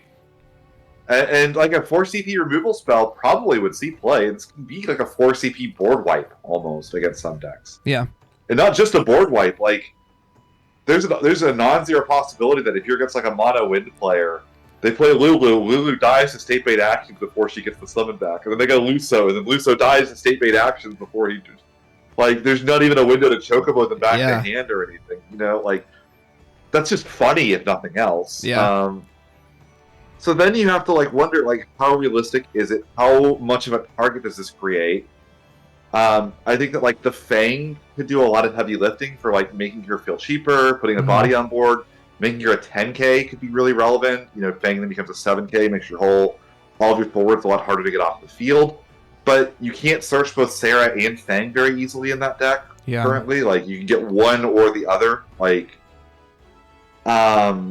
it's really interesting to think that you could put her online and then stick the Vayne from Opus, I think it was 16, that, like, reduces all the forward opponent controls by 2k and then buffs all yours by 2k. You have two of these abilities stacked at the same time, and now anything that's 7k or lower just immediately dies. I don't know how good that is, because that Vayne is so expensive. It's 8 cost or 2 lightning backups removed from the game. Like, that's... I will also say, Ruby Asami is quickly becoming one of my favorite artists for this game when she does stuff, because, oh my god, this part is gorgeous. Looks great. Yeah, and, like, this is the other question, is that, like, what direction are we supposed to play 13 now? I still think Fire Lightning probably remains the best way to play it. And this fits in the Fire Lightning 13 deck, I think, better than it does other stuff. But, like, let's say we want to play Wind for Hope and Null. Well, if we're playing Lightning for that, we have the Null from the starter and the Hope from the starter. So we're kind of, like, losing two of the reasons to play 13 and Lightning to begin with. Yeah. So, like, are we supposed to mix and match that? But then we're losing, like, the Vanille and the Fang, which I think the Fang is part of what makes Sarah actually really good. Yeah. Can we do a tricolor? Like, is that what... Do they want us to play 3 colors in 13 now? Like, are we supposed to play Wind and Fire and Lightning and just... God forbid you draw the cards in the wrong order and can't play anything, because 13 doesn't usually have time to get backups down? Yeah. It's just... It's strange. It really is. And it's not to say that these cards aren't powerful. I just... Where? Like, what's... There clearly is a design goal in mind here. I just wonder what their playtest group is doing that's like, yeah, no. This is the 13 deck. Because, I mean, we just got 2 13 Legends. How many 13 Heroes? There are 3 13 Legends. Oh, Caius is in Fire, too! Yeah. So we just got another Fire card for the deck. So, and, like, those are names, like, Caius and Sarah were not used in Fire Lightning 13. Yeah. At all. Like... It really is curious. Like, what's the intended thing here? And I can't tell you. I really can't. I can't say either. So if you in the comments know, let me know. Otherwise, we're just going to have to see as the set plays out. So there's our first soldier candidate. Good and limited. Not much else to say. 2 CP haste and limited. Always good. Always good. There's our crystal backup. We'll skip past that. Next, we have Fencer, another 13 card. There's a monster. Similar to the fire one where, you paid one and then you could break it with another monster and just break something. Similar to that one. I mean, that's fine. I'm sure it'll be okay in limited. I'd be surprised to see this take deck slots, but unless monsters really surprise me this set and all these different cards have really like pushed it in a different direction. Yeah, I mean, it is still a 2-for-1 at the end of the day. Like, you're spending 2 of your cards to get rid of one of your opponent's cards. And sure, there are effects that happen when cards die, and Lightning in particular is kind of not sure what the best monsters are in general, so maybe you could crack this with a Shadow Dragon, and then get the Shadow Dragon right back by playing a Golbez or something. Mm-hmm. Could be kind of fun, but yeah, I think in general, this is probably just a limited card. Yeah. Next, we have Black Widow. This one's fun. I really like the idea of this card that every time it attacks, it's just taking one of its monsters and just chucking them at somebody. 9,000 damage is nothing to sneeze at either. I wonder... I can't fathom what these monster decks are going to look like. Because obviously you want to have a monster every turn to throw it at something, but also you probably want to keep it a forward, because if you have exactly one other and you throw that monster, you lose the attack anyway. Maybe you're okay with that. Maybe you just want it as like a section of spot removal. Maybe that on its own is enough. Maybe that's even what you prefer. You're like, haha, I keep keeping it like immune to your targeting while I'm chucking this monster at you. Granted, it is 8,000, unlike some of the other monsters we've seen that are 9, so it can be Amaterasu'd, and it can be Amaterasu'd after you've thrown the monster away. Maybe that'll be a problem, but it is a fun card. I like this one. Yeah, but if it gets Amaterasu'd and it's not a forward anymore because it chucked the other monster away. That's true. That's also true. Like, it's... monsters just seem so pushed this set, and there's 2 sets in every element. This whole cycle, I think, on average, is probably some of the best monsters. This may be the best monster cycle we've ever had. I'm almost wondering at this point. Like, the only ones that I think like might be comparable are like the ones from Opus. Was it 15 that are like the blue worms and stuff, where it's like they come in, they do the thing, they get to attack one time, and then they die. But like that had a couple stinkers in like the Gigantoir. Thunderdrake is like fine, but really specific, and like only takes something out as big as itself in a way. Yeah. Like I almost don't think there are any stinkers in this whole cycle of monsters. And again, the 2 CP 8K that is a 9K on attack. Like, I can't think of any, like, normal forwards that do that. And granted, there's conditions to meet for both of those effects. Being a 2 CP 8K requires you to have a second monster, and having the ping, and you don't have to do the ping. It's not mandatory. It's a you may. True. That's also relevant. Like, you can just have this as a 2 CP 8K. I mean, this card just reads really strong to me, like, in every single way. It's removal, it's damage. Really strong. Well, what about our next one? This is the backup Mog 13. Oh, one more thing. Oh, sorry. Continue. I just realized he can put himself in the break zone. Yeah, that's true. That's a good point. I don't know if you would, but I mean, there's worse things you could do than that. So, yeah. Kind of a spot removal spell. All right, Mog 13 2 backup. This one, I just don't see why I would play this when Lumina exists, or there's another version of this same character in Ice. Now, obviously, if you're not playing Ice, but I think Lumina fixed a lot. Like, most 13 decks are probably doing Lightning in some form. I feel like I'm okay paying the extra CP up front if it means I'm immediately getting it versus I have to let him sit a turn and then I can crack it later. I mean, I guess maybe if there's some bonkers special you want to get on demand, but I can't see this outside of anything other than Lumina. He is a Moogle, maybe if that's relevant for Dr. Mog or whoever, but yeah, I don't know. I just keep thinking I'd rather just play Lumina. Do you see this differently? Oh, I think this card's absurdly good. Really? Why? So it's a 2 CP backup, that's category 13, which like the 13 deck really didn't have a lot of 2 CP backups it wanted to play. Mm-hmm. It was on stuff like Lebro in Fire, like it's like I will make my 13 forward 1k bigger by dulling this. Mm-hmm. So now you could consider, and then like having backups because Fang and Bahamut and all of those things exist. And Mog 13 too, all of his cards were in Ice before. Yeah. So this is a brand new name for that deck. And you could play this early as a 2 CP backup, which is the lowest bar to meet in the entire game. Yeah, I Is guess be a that's 2 fair. CP backup. And then, all right, I'm ready to push for game now. I'm gonna crack this. I'm gonna go search my lightning. I'm gonna go get my Sarah. I'm gonna go get whatever, like the exact 13 forward I need, and I just get to cash out this later on. Like, it's such a low bar to meet for this card to be good. Like, it's like putting the hurdle about 3 inches off the ground, and saying, I can't imagine this card can't clear that hurdle. You know, Yeah. I think this card is really, really strong, actually. You probably play this at 3, and you play 3 Lumina. There's no reason not to play both. Now you can play this and then play Lumina on curve. Lumina can go get your Fang, and you're right off. You go, like you're off to the races at that point, right? That just gotta feel so good. Interesting. You made a good case for it. I like that. Next on, we have, I think it's our final scion for Lightning, if I'm not mistaken, but we'll find out. Y'shtola, it's the poster child, which doesn't matter because you're not playing this card because you're playing Opus 16 Legend Y'shtola. However, it is actually a pretty decent effect. Anytime there's just like board-wide dull on a body, usually pretty strong. I have heard some people say, well, I'll run this as like my extra copies for special. I think I still prefer the Fire Lightning version because you can still just as easily get that one out off the Alizé, and that's such a strong card. So I won't personally be running this, but I guess it's not the worst thing if you want to run this as like special fodder. Yeah, I mean, there's an argument for using this as special fodder. Maybe your Fire Lightning Y'shtola is being used by your 13 deck or your Giga Wall deck for 2-deck format, right? Like there's like worlds where like you don't have access to that one. I still always go back to the was Opus 5 Legend, the Wind one. Yeah. Like you could revive that. Like if you're way ahead, you revive that with Alizé instead, and now like you have a negate on field.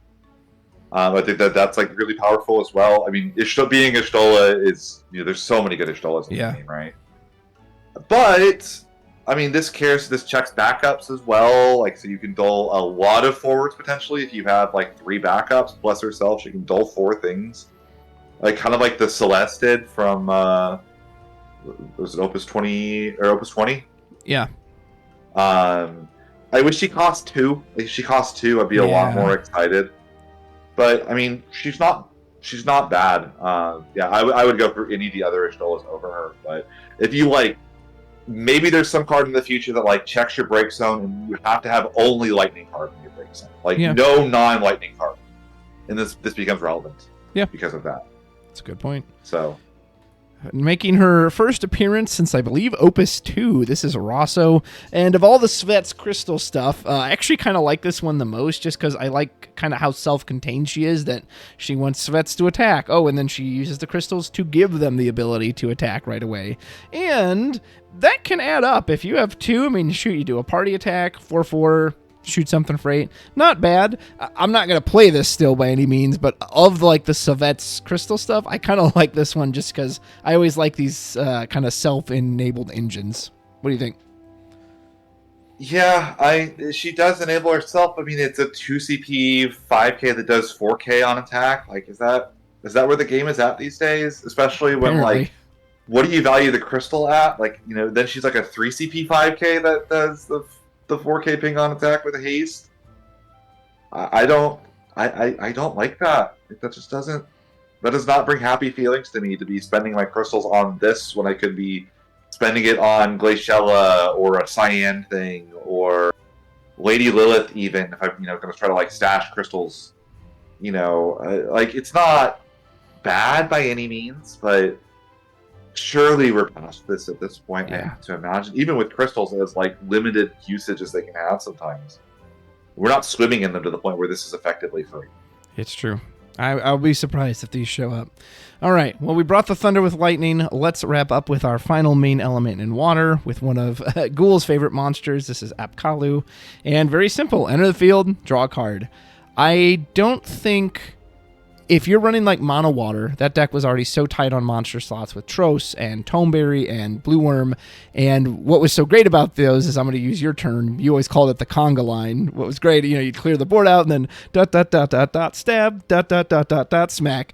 And the monsters would just go in one at a time and kill you. Now, this can't attack, so I don't think you're going to see it there, but if this new style of monsters where you want a monster that you can just sacrifice, this is probably the best one you can use because it's a cantrip. It immediately replaces itself, and then that's all it does. So you have no like need or like, oh, I should keep it around just to get. No, you just get rid of him. So if that style of monster deck becomes prevalent involving water, which it probably would because Realm exists, you would think this guy is just going to be one of the primary candidates to like lead the way on that. Yeah, it's funny that a card that like almost doesn't do anything is this good. So like going down the list, you can make it a forward with Gao. Which means that you're turning something that, like, literally doesn't do anything into an 8k attacker. Yeah, true. While also reducing the cost to play Gao, so it feeds into that. Realm has always kind of wanted just a one-drop thing that draws a card, and they're like, the best one was like the Adamant Toys that like had to like sacrifice itself, so now Realm can build character counts on your side of the field while continuing to maintain card advantage. Like, it's very possible for Realm now to say, play 3 characters from your deck to the field, draw 2 cards. Yeah. Like, and that's like the baseline of like, I've already got my Atomos and all my other stuff. I still get to draw 2 cards every single time I play this character. What? There's cards like Hippocampos that just like want you to have a gazillion characters on your side of the field in general, and this is just like the cheapest character that your opponent can never remove. Yeah. Because, like, can you imagine like the last you would get if your opponent like used like the free Alexander to pop one of these? yeah, sure, dog. Goodbye. You know. I think the card in hand might be worth more than that at this point, right? Yeah. So it's such a funny card, and like the goofy expression it makes is like the exact face that I had when I made this. Then you have cards like Witch of the Fens, which is I think like one of the best cards. We'll get to her later, but like, what are they thinking this set? Like, genuinely, they love monsters. The only other downside I will say, being a water monster is maybe the only thing more privileged than being a wind water princess. Yeah, fair there enough. are so many good water monsters to compete with. You know what else there are? A lot of good knights, and we have Altenia. And I didn't know it was possible for them to make a non-name clashing knight, so a new name for him, in the right element with the right job. And I'm like, ugh, I don't want to play this. So the reason I don't like this, obviously, if you just want more knights, then this is Christmas for you, right? You got a new non-name clashing knight. But it costs 3, which is kind of the worst cost because you ideally off of Corella always wanted to hit either 2/2 costs or 1 big 4 cost. Well, this is 3, so it eats up the 4 slot, and then really the only other knight that works with that is the Agrius, the little 1-cost Agrius, which I'm not a huge fan of. And then if it had any relevant text, that could be forgiven, but it's like, oh, it makes them bigger. Oh, thank you. You know, because we've always had trouble with knights. Like, they're just too tiny, don't you know? And it doesn't even get around something like the new Sarah effect because it's only when it attacks. So it's just like, yeah, for being a new named knight, I'm very underwhelmed by this. And I wouldn't be, unless you are just desperate to get as many unique knights as possible, I don't think this is going to see any play. Yeah, especially when like the only way to get 2 knights with her is with that Agrius, which now like if you play this at 3, oh my god, please don't play this at 3. And through that Agrius, the chances of flipping that is so small. It's like a 1 in 10 at best. No, this card is just not good. I mean, she gets reduced in cost by Beatrix, but like Beatrix is already kind of like falling out of favor in that deck a little bit. It's like the thing to do with it. Yeah. And like, are you ever gonna, like, even if you paid 1 for this off of Beatrix, are you happy about using your Beatrix cost reduction on this over anything else? Probably not. Yeah. So yeah, no, just a comment. Well, let's get a more fun job, more Scions of the Seventh Dawn. Here's Alphino. Of course, he's there to support his sister, as he often is. If you're playing the Scions, you're going to play it early to increase your Scion count, and then, again, Alice was so key in Opus 20, and there wasn't a natural way to recur her. Well, now, with both Alphino and Justinian, you essentially just want to endlessly play Alice, Y'shtola every single turn till the cows come home. I kind of hate that he has to lose himself, but he's there for that power play, and yeah. And I guess the one thing that kind of works in his favor is that probably the best forward Alphino is still the fire one, which you can't naturally cast in that deck. You always had to cheat it in off of the Alisei, but usually you wanted the Y'shtola, so he doesn't really conflict with it. There were times I thought the Opus 20 water one could be kind of clutch, like if he got around certain protection, but it was never super reliable, so ultimately probably doesn't name clash. I do like the pose here too. Yeah, he's fine. I mean, I think you could play this with the fire one even because he breaks himself. Oh, that's true. So you could have him. This is a water backup that you can get with Louisa, which is great. It gives the deck another backup engine. And notably, there were no backup engines that went from lightning to water. They all went from water to lightning. Yeah, true. So now we have the ability to go from lightning to water with Louisa Alphino, which is great for early game. And then late game, you can still run one copy of the Fire Alphino, crack this Alphino, revive Alizé. Alizé revives the other copy of her brother, the Fire one. Now you search for any character, play the Y'shtola, you search with the Alphino, you have 3 Scions on field. Like, this is not an unlikely scenario to come up, honestly. Or just play 2 copies of this, and then late game, it's a Scion that sits there for Tataru, and then late game, I really need another copy of the Alizé now. I'm out of her, or I didn't draw one this turn. I'm going to crack it, I'm going to revive the Y'shtola, and I'm going to feel pretty good about it. And it's, again, this action ability is so cheap relative to some of the other stuff. Yeah. It's just tap and sacrifice, play a 4 cost. Like, the 2-4 that you can tap and sack to play a 4 cost with a relevant name is so good. Yeah, that's very cheap. Only other downside I will say is he does play the Alizé Ghoul. Yes, that is true. And that is actually, like, shockingly relevant because one of the things that makes Alizé so important for the deck is when she revives the Y'shtola, Y'shtola has the action ability to dull the Alizé to give herself haste. Correct. Which then means she can attack, she can Pulse of Creation or whatever. She can do all this other stuff because she has an active Scion forward with her. This does not enable that, unfortunately. Yeah. But it's still good. Yeah, that's huge. Well, sounds like you want some more Scion love, so let's do Urianger. So this card is great for me because I will stack my deck full of 3 of Scions, increasing the number of counts I can hit this, which is going to be great. And it's in the X-Burst. Cha-ching. Don't mind if I do. So this, again, I like the idea that this encourages you need to play all the Scions, and you need to play a lot of them. This is not meant for a deck where you go, well, I'm just going to pick and choose. I'll put in Alisei and Y'shtola, and that's about it, because he's probably going to whiff. I mean, could he have been revealed top 5? I think so. He's an Astrologian. He's looking through the cards. Like, I'm not quite sure why they felt it should be top 4. Maybe with a burst they thought it was too strong. So if you aren't loading up on Scions, yes, this can whiff. I do still kind of wish there was an Urianger I saw and read and went, oh my god, I can't wait to play this. Because every single one, there's always like, well, it's good, but it's good, this. So he's good. I think he works with if you're really packing in on the Scions, but the lower and lower you go on the Scion count, the more likely this is going to be to whiff. And if this whiffs, you're not going to be having a good time. I mean, the burst does so much heavy lifting. If there wasn't a burst in this card, I almost don't know if I would consider it. Yeah, because that's fair.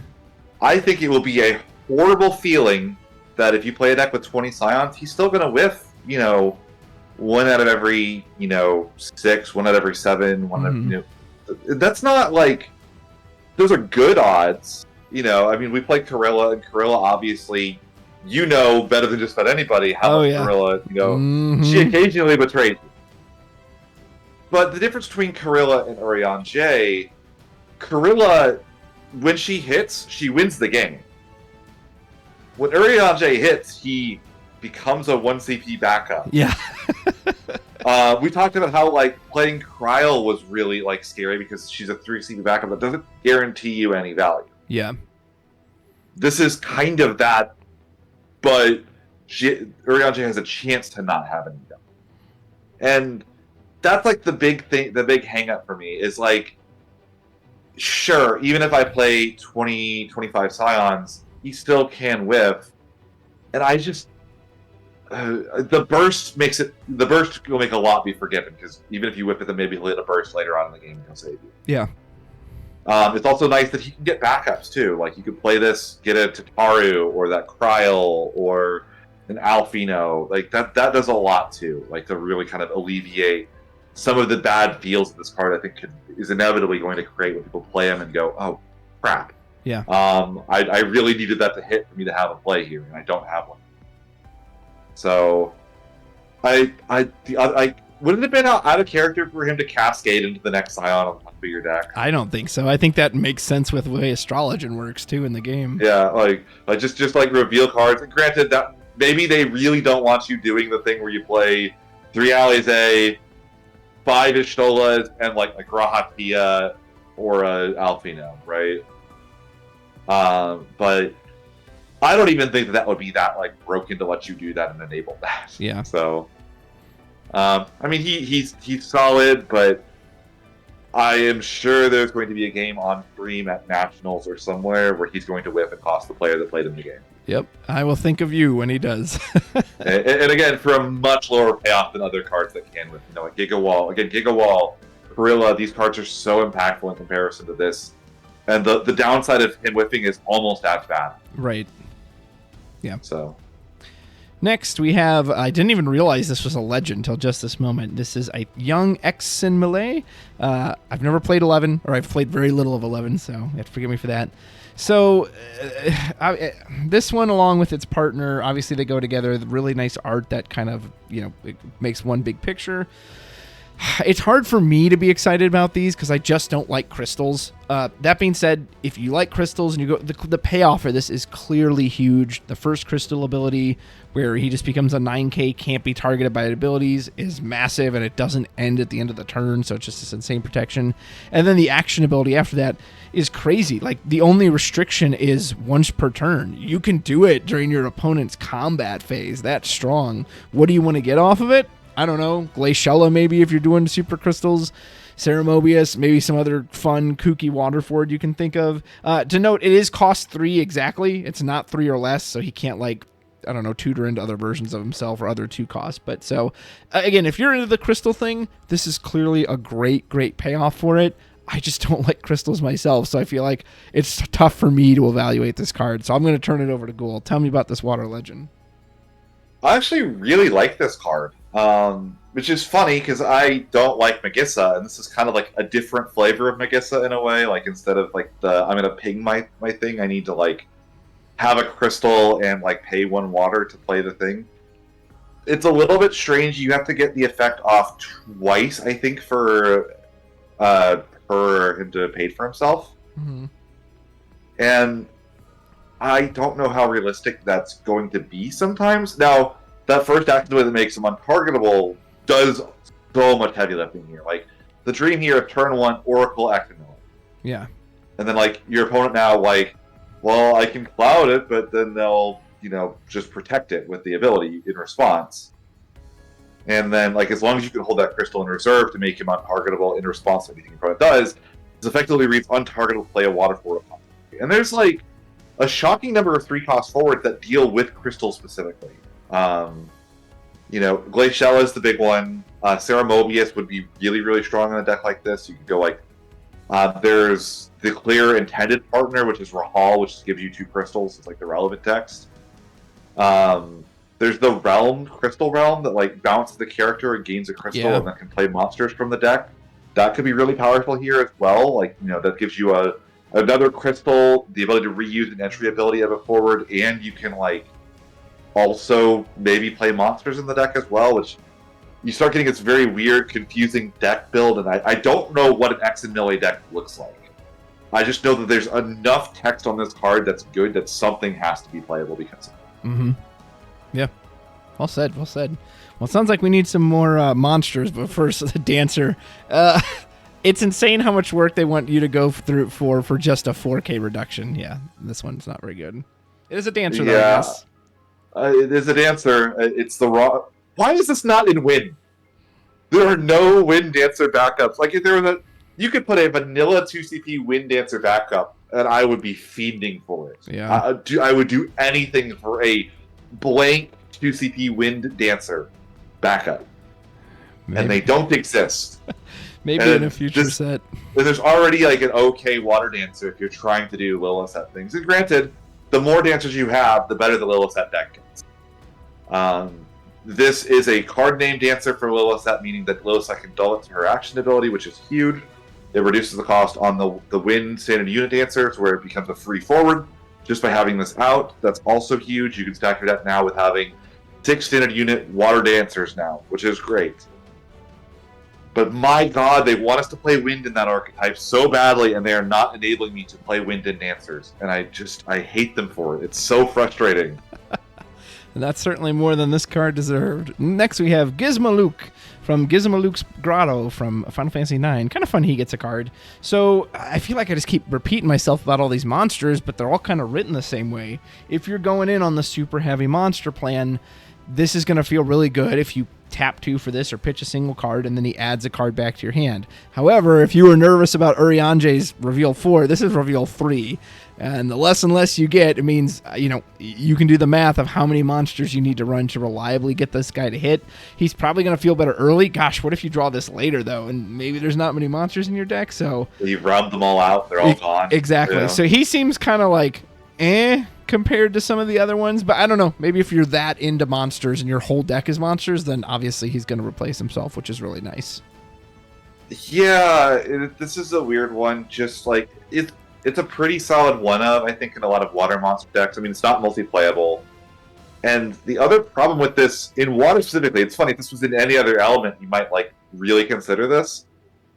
But if you're in just water, you can just draw cards with Blue Worm or Tonberry or any other number of cards. You don't have to have this weird, Reveal 3, stack your deck with 30 monsters to guarantee it hits. Now, to be fair, the floor on this card is a 2 CP 8K. If he whiffs and does not do anything else, he's a bigger body than Jack, who they tried to tack the downside. Or quote-unquote downside, right? So, that could unironically be relevant. It could be a cool thing that there's a huge, big butt that wind can play, or water can play now. That maybe, 2/3 of the time draws a card. It's just, water monster is just not, a really suffering from success. It's got to beat out Tonberry, Blue Worm, Tros, Akalu, Piranha, all these other, really commonly played and powerful water monsters. Yeah. Speaking of suffering from success, next we have Kina, and if you knew you were in a mirror match with monsters, this card's kind of cracked because you can draw on their turn as well. And of course, you're living in Christmas land because no one bothers to remove this thing, and you just sit there and you both just draw monster after monster after monster. In reality, you could very likely draw this later in the deck once most of your monsters on the field. Even though the draws are nice, it's also just a body, really. The special's good, but I don't know how often that's going to come up because it's a special ability. And as you kind of said earlier, alluding to the suffering from success, so many of these water monsters and water cards draw cards too when they enter. They just, that's what they do. And whereas the Kina says, well, you need to see this in the right order. So why even take that risk when it's I'll just play the thing that already draws me anyway. So maybe a good card if a sideboard ever existed. Oh, it's Monster City. Let's throw the Kina in there. But beyond that, I just don't think this is going to make the cut. Not necessarily because it's bad. I think there's better things you can do with all those slots. I think the only argument for this is in something like a 2-deck format where it's probably one of my opponent's decks is going to be playing some number of monsters in it, given how pushed they are this set. And then, are you really spending removal on this thing? Ever? But also, is drawing, if you're only doing this on your turn, you can play Lakshmi. Yeah. You can play a card that says draw a card every single turn anyway. And people don't. So, and then on top of that, the monster decks are really, really tight on space, weirdly, because you want to play, 12 to 14 backups. And then you want to play the 3 realm. Well, now you're probably playing 3 chaoses. Gao is a 2-of in monster decks right now. Yeah. Gao, the card that is free removal and extra attackers the turn he comes into play, is a 2-of. Is this better than Gao? I don't think so, is he? So, I really don't think this card has what it takes ultimately. Yeah. And I could be wrong. Well, let's see what you think about our next full art. This is Witch of the Fens. We mentioned her a little earlier. So I think, I'm just going to keep repeating myself. Sorry for sounding like a broken record, folks. If you're going into this new idea of monsters where you're playing just a mass of them and you want them to sacrifice for the Apkalu, this card's absurd. It basically reads enter, draw a card, because you're going to have a monster on the field. And then what's insane is her action ability, that there's no restriction to it. There's no once per turn. There's no only your turn. If you got 10 monsters there, you can just scoop them all up in a big Santa sack and just whoosh, chuck them at like eight different forage your opponent controls. That's kind of baffling to me that there's no restriction on that, but okay, why not? So I think she's obviously going to be bonkers in that deck. If you are playing a deck where you want your monsters to stick around, you want to keep Atomos, Tros, maybe then she isn't as appealing, but maybe she still is, because you're like, well, whatever, if it's going to die, at least I'll sling it at this thing. And because it's power reduction over damage, it gets around, just insta-kills Rydia, it gets around protection effects, and it also makes a great combat trick. Your 4-color Warrior Light is actually a 3-cost first strike. Don't mind if I do. So, yeah, if you're in on the monster plan, like, this card's very, very good. I'm really surprised that action ability has, like, no limits to it. Every time you think this card gets better, you think about it a little more, and you're like, what are they thinking? Like, genuinely. Why does she get the cost reduction if you already have a monster in play? Why is there no once per turn? Why is there no timing restriction? Like, it's not only on your turn. It's not only in the main phase. It's not, like, there's just, like, there's so much text that could be there on this card and just isn't, for lack of a better term. So now you're giving that Realm deck, like, a removal engine that draws a card of entry? What? Did they need this? I didn't think they did. It seemed like they were doing okay, but the only, like, downside I can think of is, like, Hippocampos wants you to have a gazillion characters in play, and she's sacking them off. But why do you need Hippocampus to kill stuff if she's killing stuff? You know? Yeah. No, this card is just absurd. Like, I can even see, like, the Mono Earth monster deck that was playing, like, the Mira zombie lines. Just looping this, or, like, playing this off element, even. Just like, well, we gotta do something with this, so... And, like, think how many, like, bad monsters would be so much better if you could just say, like, also sacrifice me to the 7k power reduction. Like, Apkalu now is, like, you play Apkalu for 1, draw a card, play this for 3, draw a card, sacrifice the Apkalu, and then sacrifice another Apkalu, and then you sacrifice your Cleon, so you draw a card off the Cleon dying. Now you don't control Cleon, so you can Amaterasu the entry effect of the other forward that just came into play. Who knows? Get your Citic Clan goalie backups, because if like Water Lightning Monsters is the thing, that this deck will play it just to get access to this card more often. Yeah, you're going to want that Searcher. All right, coming down a little bit is they ran out of first-class soldiers, I guess, so they get the Defender, but it's just, it's just a fodder standard unit. Anything to say? Yeah, no. Which means we need to move on to the one card in the set that actually shocked me that it was printed. This is Tataru. I can't believe it. I've been asking for this character since Opus 5, and she didn't show it up. She's never shown up. And I was like, they're never going to do it. There was a guy in the Discord before this got revealed. Was like, well, once they make the Tataru card, I just remember thinking, that poor fool, I'll be at his funeral before they ever make a Tataru card. Holy cow. They made a Tataru card, and they actually themed it around Scions. They didn't make it have an additional cost to the action ability other than dulling herself. Like, I'm genuinely shocked they printed this. I just didn't think they ever would. As for the card itself, yeah, again, this is what I want to see. It goes in on that all Scion package. It's thematic with her. She's, helping the Scions. I'm glad it's just a dull and draw. Great effect. Kind of sucks it's limited to your turn, but it's fine. So for what she does, I love her. I'm so happy to finally see her in the game, and I hope she's good. Yeah, I really wish they didn't restrict it to just your turn. Like, I think if I'm going to jump through the hoops of getting 4 Scions on the field, you can let me do this on my opponent's turn.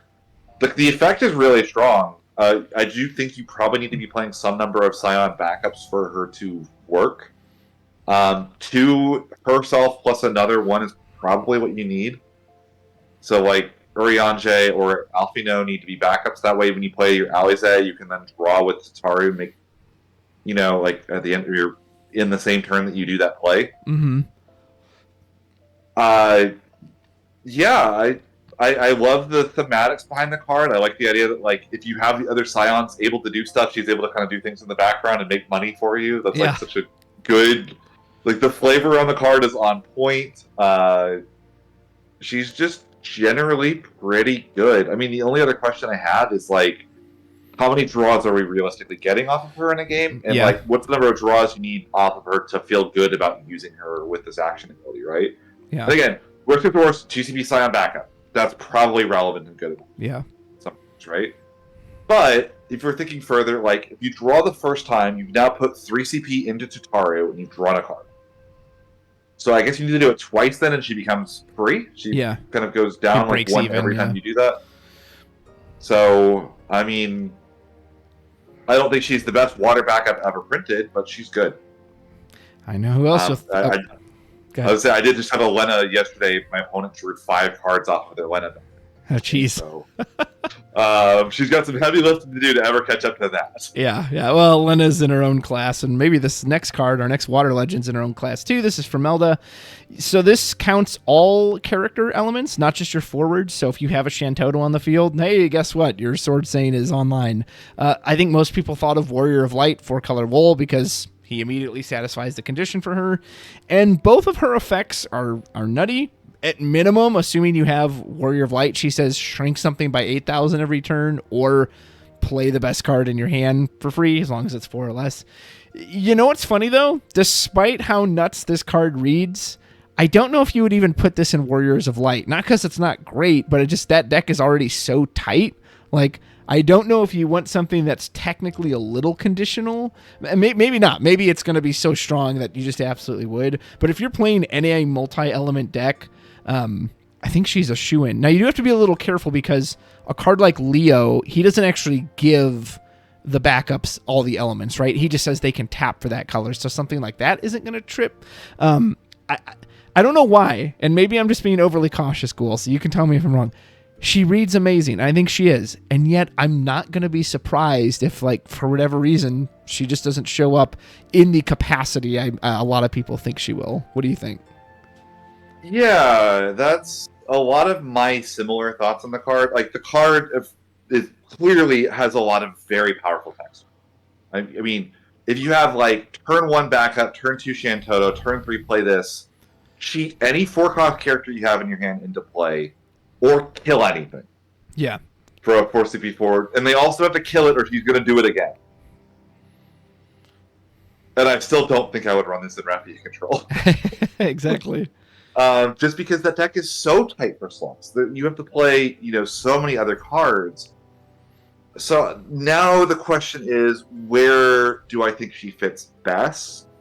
Like, 4-color good stuff is probably just the best place. Like, you're not devoting so many spots to Refia or all those extra Warrior Blight backups or some 6 extra copies of Bart's that you would need and other stuff, and maybe have room for a card like this. I think that a card like Kimari could be really strong with her. Kimari is like a 2 CP Shantoto in a way. He just like copies the elements your opponent has. So maybe like you're in like there was that like 4-color category 10 deck that was out, like used like Buddy, Kimari, like the Riku, the Yuna backup, or the Lene backup that like would untap if your opponent casts a summon. Like, maybe that's the deck for this, where it's like, because in that situation, if you go Buddy for Kimari, if your opponent is on anything that's not water, wind, or earth, they have any other characters out, she's live. Yeah. Off of 2 cards. That could be really cool. But yeah, and I don't think she's really good until you get 4 characters. She's like, even the reduction technically doesn't need. Oh no, you do need 4 elements for the first ability to go on. So you can't just like play her and like, well, I have 3 elements, so I'm gonna do a 6 station. It doesn't work that way. So yeah, I mean, but at the same time, like, the lead a character or play something is really good. Absolutely. And it's repeatable. I just don't know that I'm making room for this over, like, even, like, Terra from this set. Mm-hmm. Like, she's competing with, like, that, like, utility slots. And yeah, it's so cool and so close. I have no idea. Yeah. I'm not sure either, so I guess I'll find out. Next, we have the twins' father. This is Fortunal. Man, I've gone back and forth on this card. I'm like, oh, if you've got Alphino on the backup line, Allie say he's completely free. Free bounce sounds nice. You can tap the Tataru on the stack, draw a card, and then just reactivate it, and you get free CP out of it. Of course, if you just have Alphino on the back, then he's 2. I don't know. Bouncing's just so weird. Like, it's great if you have a Tros. I don't know why you're playing Tros with Fortunal and Scions, because then you're drawing all of it too. But you don't, certain cards you don't want to bounce because you just don't want them to replay them for the entry effects. And like, maybe he's relevant if they like Dull Freeze your Ishtola and he says, haha, actually she stands up. Now I can use Pulse of Creation. Or maybe you're going to use Pulse of Creation twice in one turn for some reason. I don't know. There are times I like him and other times I'm just like, I don't know. I feel very lukewarm on this guy. What do you think? There's a lot of kind of hidden things on this card that I think may make him seem a little better when you think about it a little bit. He can be completely free if you have both Alize and Alfie. That's huge. And this choose a forward opponent controls return owner's hand. This is actually an effect that's like priced at about 2 CP, but only on summons is it priced at 2 CP. If you get this on a forward, all of them cost 3 just about. Yeah. It's very difficult to get this effect for less than 4 CP. And I don't think it's a big cost to be playing an Alphino or an Alize, right? Yeah. And say your opponent has a limit break card out. This just deletes it. True. There's no bouncing limit break cards. They're gone. And you mentioned Tros. I mean, you can have Alize Alphino and then play this, bounce it, draw off of Tros, and it's replaced itself. It's a free 8K that drew you a card in that situation, right? So I don't really know what necessarily plays this, but I don't think there's a non-zero chance that this card just punches above its weight class. Yeah. In a way. Other stuff I could see you playing like a Water Lightning Realm deck, playing Alize and Alphino as backup because you need a backup engine anyway. You might as well make Luis while your backup engine. Well, now this is a completely free forward that procs your Tros. True. And helps you push in with all your monsters that you play. So I don't know how much play he is going to see just because it's so hard to value a bounce properly because, sure, bounce by Warrior of Light. Exactly. Bounce by Une.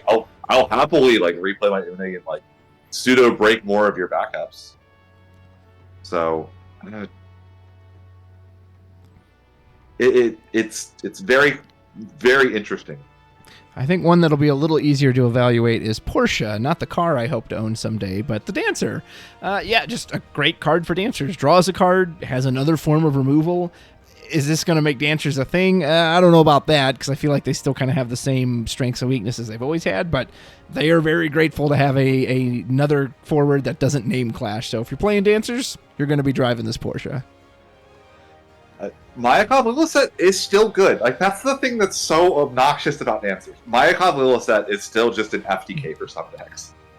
Refia control can no longer target with Refia anymore. You can't dull freeze any Dancers with Laswell anymore. You can't pop them. You can't pop the Liliset with Ramza. There really is almost a space for Dancers as this anti-aggro deck. With an asterisk. Or anti-meta. It's just how do you make this deck work because they can't print Wind Dancer backups? Yeah. This card's effects are all really good. Free forward, a free forward for a little set is crazy. Yeah. So strong. Removal, bottom deck removal. This is like a legend level removal card for a common. I'm gonna give Dancers a try again. I try them every set. I don't think this is the card that makes it over the top, but I don't think they're that far off. Maybe one day. I was like, okay, I'm done buying full arts. I've got most of the full arts in the game, and then they had to print this card, and I'm like, That's probably the cutest art I've ever seen in this game. I'm probably going to have to buy full arts again. This is poor. I'm like, oh my goodness. The dragon cuddling with her is just freaking adorable.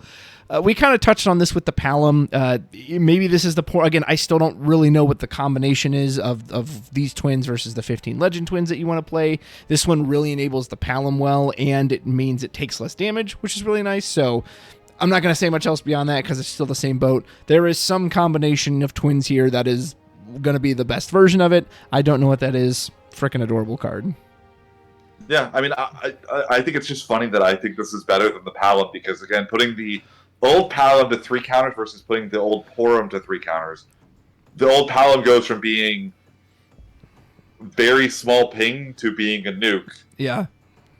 Out of nowhere, and the Porum, if you don't have anything to pair her with, doesn't kill anything.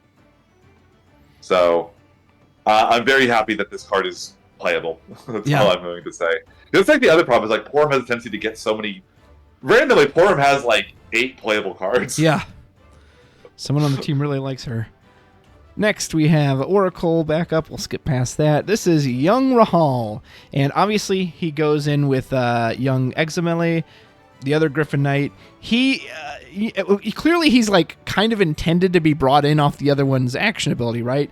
But you also kind of want this one first because he's the one who makes the crystals. So yeah, and then beyond that, I mean, he has a power bump, so it's going to make the other guy 11k, which is just insane. I don't know. I wonder if this will be kind of awkward because it's like, well, you want to see him first, but clearly you're supposed to bring... Maybe you do always want to see him first, and then you can spend your crystals on better stuff or just different forwards. So if you're going in on that package, I feel like you're going to do this guy because you need some source of crystals, but I also wouldn't be surprised if people started just favoring the legend and are like, I'll just get my crystals in other ways. It's not even worth it to run this guy. What do you think? Yeah, I mean, that really is the question, is, like, obviously, this gets both of Examele's text online. It gives her the power boost, and it gives her the ability to play the next forward from the deck, which can start the whole... He, into Examele, starts the entire chain by himself. Mm-hmm. But in theory, you can still play, like, Oracle, Paladin, and Examele does her thing anyway. So, do you need Rahal to do the whole chain? Yeah. And you could bring him out afterwards as like the first target, and now you have enough crystals maybe for the rest of the chains, for the rest of the game. So maybe you play him at 1 in that situation, but also maybe you need to play him before you play the X. I really like... I think this is going to be one of those decks that people just have to play and figure out what's correct. Like I think Magissa probably went pretty similarly. I wasn't really around with like Opus 12 spoiler season when they first showed Magissa and people were like, oh, this card's kind of cute or kind of neat. And then, like, Magissa obviously is, like, one of the strongest cards in the history of the game. Mm-hmm. I imagine it's a very similar set of, like, labbing out what it means, how powerful the payoffs need to be for this card to be good. And Rahal may have to be there to ensure the consistency in the setup. Because, like, Magissa plays a lot of bad cards to enable Magissa. The Palom backup, for instance, is not a good card. It's only good because it happens to be Magissa for exactly 4K. The bombs and the stuff that you play to like ping the Magissa for a little bit, those cards really are not amazing, but because they ping Magissa and generate so much future advantage, they're worth doing. Yeah, this could be the bomb for Examele in a way, like you're the hedgehog pop, or it could just be a card you just don't need to play. Yeah, I guess we'll find out where he lands. Next we have Leviathan. The only thing I can really think of that would want this is if anyone's still playing Opus 13 Axstar or some kind of deck where like you want to manipulate your damage zone, you want to have something you can purposely target to EX burst. But even then, I think I like the Opus 10 Mono Leviathan. Like if you have Yuna out, that's 2, so it essentially is, still costs a card in hand just like this would, and it has an EX burst. And if you're going in on that theme, that card you cast it during your opponent's attack phase after they've attacked, and you stack an EX burst on top of the deck. So like, I don't know. Maybe I need to look at it through a different lens, but that's the only thing I can think is that if I'm going for this effect, I'd rather play that card. And water summons are also tight that Cuchulainn is pretty much a must-of if you're able to run it. And then a lot of people run the 6-cost burst levy too because you can just get the burst. So do you see any uses for this? Yeah. So in a lot of ways, it's a lot like Moogle. Moogle's draw 2, discard 1. This is kind of like draw one from your damage, draw one from the top of your deck, and then put a card from your hand into your damage as opposed to discarding it. There are some neat things this enables. One of the big ones is, like, comes to mind is you can only play one Sophie. Mm-hmm. If you lose the Sophie, it's over. Yeah. Right? So, or like any kind of like combo deck that maybe could play one copy of a really important card, can play like one copy of that card and then one copy of this Leviathan, and they can get that card if they need to. But I also really don't like a lot of the other things in this card. I really feel like it needed a burst to be playable. Yeah, agreed. Because like without the burst, it is worse than Moogle if it is in damage. So then I need the situation where there is a card in damage. And to be fair, if you have 6 cards in your damage, it's like pick the best card in your damage, draw a card, and then put the worst from your hand in your damage. Pretty decent, right? But there's also a non-zero chance that your opponent just like doesn't damage you ever, and you literally can't even cast this card. Yeah. Because you have to target a card in your damage zone to play it. And I don't want that kind of dependency on my draw cards. I don't want there to be a restriction of like, you know, we talked about with like Golem, how that was a weakness of the cards. Like you have to choose a forward to do it. Mm-hmm. This is kind of a similar problem. Like you have to have taken damage. Yeah. And that's not like hard to do, but it is a restriction that is real, is going to matter, and is going to cause problems versus, you know, just any other card you could be running. So, and the other thing is, Larsa exists. You can do this with a 2 CP forward, and nobody does. Yep. I've never seen that Larsa play, or that Larsa has not seen play since, like, Opus 15. Yeah. Even Index with Sophie. Like, the most important card in the game to not lose the damage does not play a copy of Larsa. So, I'm not into this card. Yep. Agreed. Well, last but certainly not least, we mentioned Dancers. This is Lillicet. Similar to the Mana we talked about in Wind, like the effect is great. Just generic search a dancer, can search Mayakov, which there wasn't really like a direct dancer search for him before. You always had to play some kind of backup that could search him out. I find the special to be quite underwhelming, but it obviously can feed into the special from the other Lillicet too. But I just nailed the biggest problem, right? The other Lillicet. Mayakov Lillicet, when you were talking about that, you were talking about the lightning one. You weren't talking about the water one. Like, cool effect. Could we not have gotten that on a different name? Like, did this have to be on job name Lillicet? So, I mean, again, you can run extra copies for the special. It is a burst, so maybe you'll just hit them all into damage and then you're A-okay. But, yeah, name clash is quite unfortunate. Yeah, I mean, to be fair, a lot of people would run a copy of, like, the Water Lightning Lillicet just to have special fodder. The Lillicet's special is Shield of, or Ultimate Shield at Home. Mm-hmm, yeah. It's like all of your dancers don't take damage until the end of the turn. You know, that could be really good, especially because, like, your opponent will do very crazy things to get Mayakov and Lillicet off. They'll invest so heavily in being able to punish that with a single card in hand. And having a burst on Lillicet here is really, really nice. You know, maybe you do take some damage, and then you get to search with it. I can't imagine playing this over the other Lillicet, because I think without the other Lillicet, there's no reason to play Dancers. Yeah. Like, that is the Dancer card. In Limited, though, it is kind of funny she can search herself. So if the special is relevant for you in Limited, you can, like, guarantee a 4K power swing at any point when she's on field. Yeah. That's actually, like, pretty powerful. So, cool for that. Cool as EX / special fodder for the other Lillicet. Can't imagine her seeing play otherwise. Yeah. Well, folks, we've washed our hands of water. Stick around for the next video. We will wrap things up with light and dark. I want to thank Ghoul again so much for joining me for this. Check out that video here and in the link in the description below. See you in that last one. We'll wrap things up for Opus 23. And until next time, take care.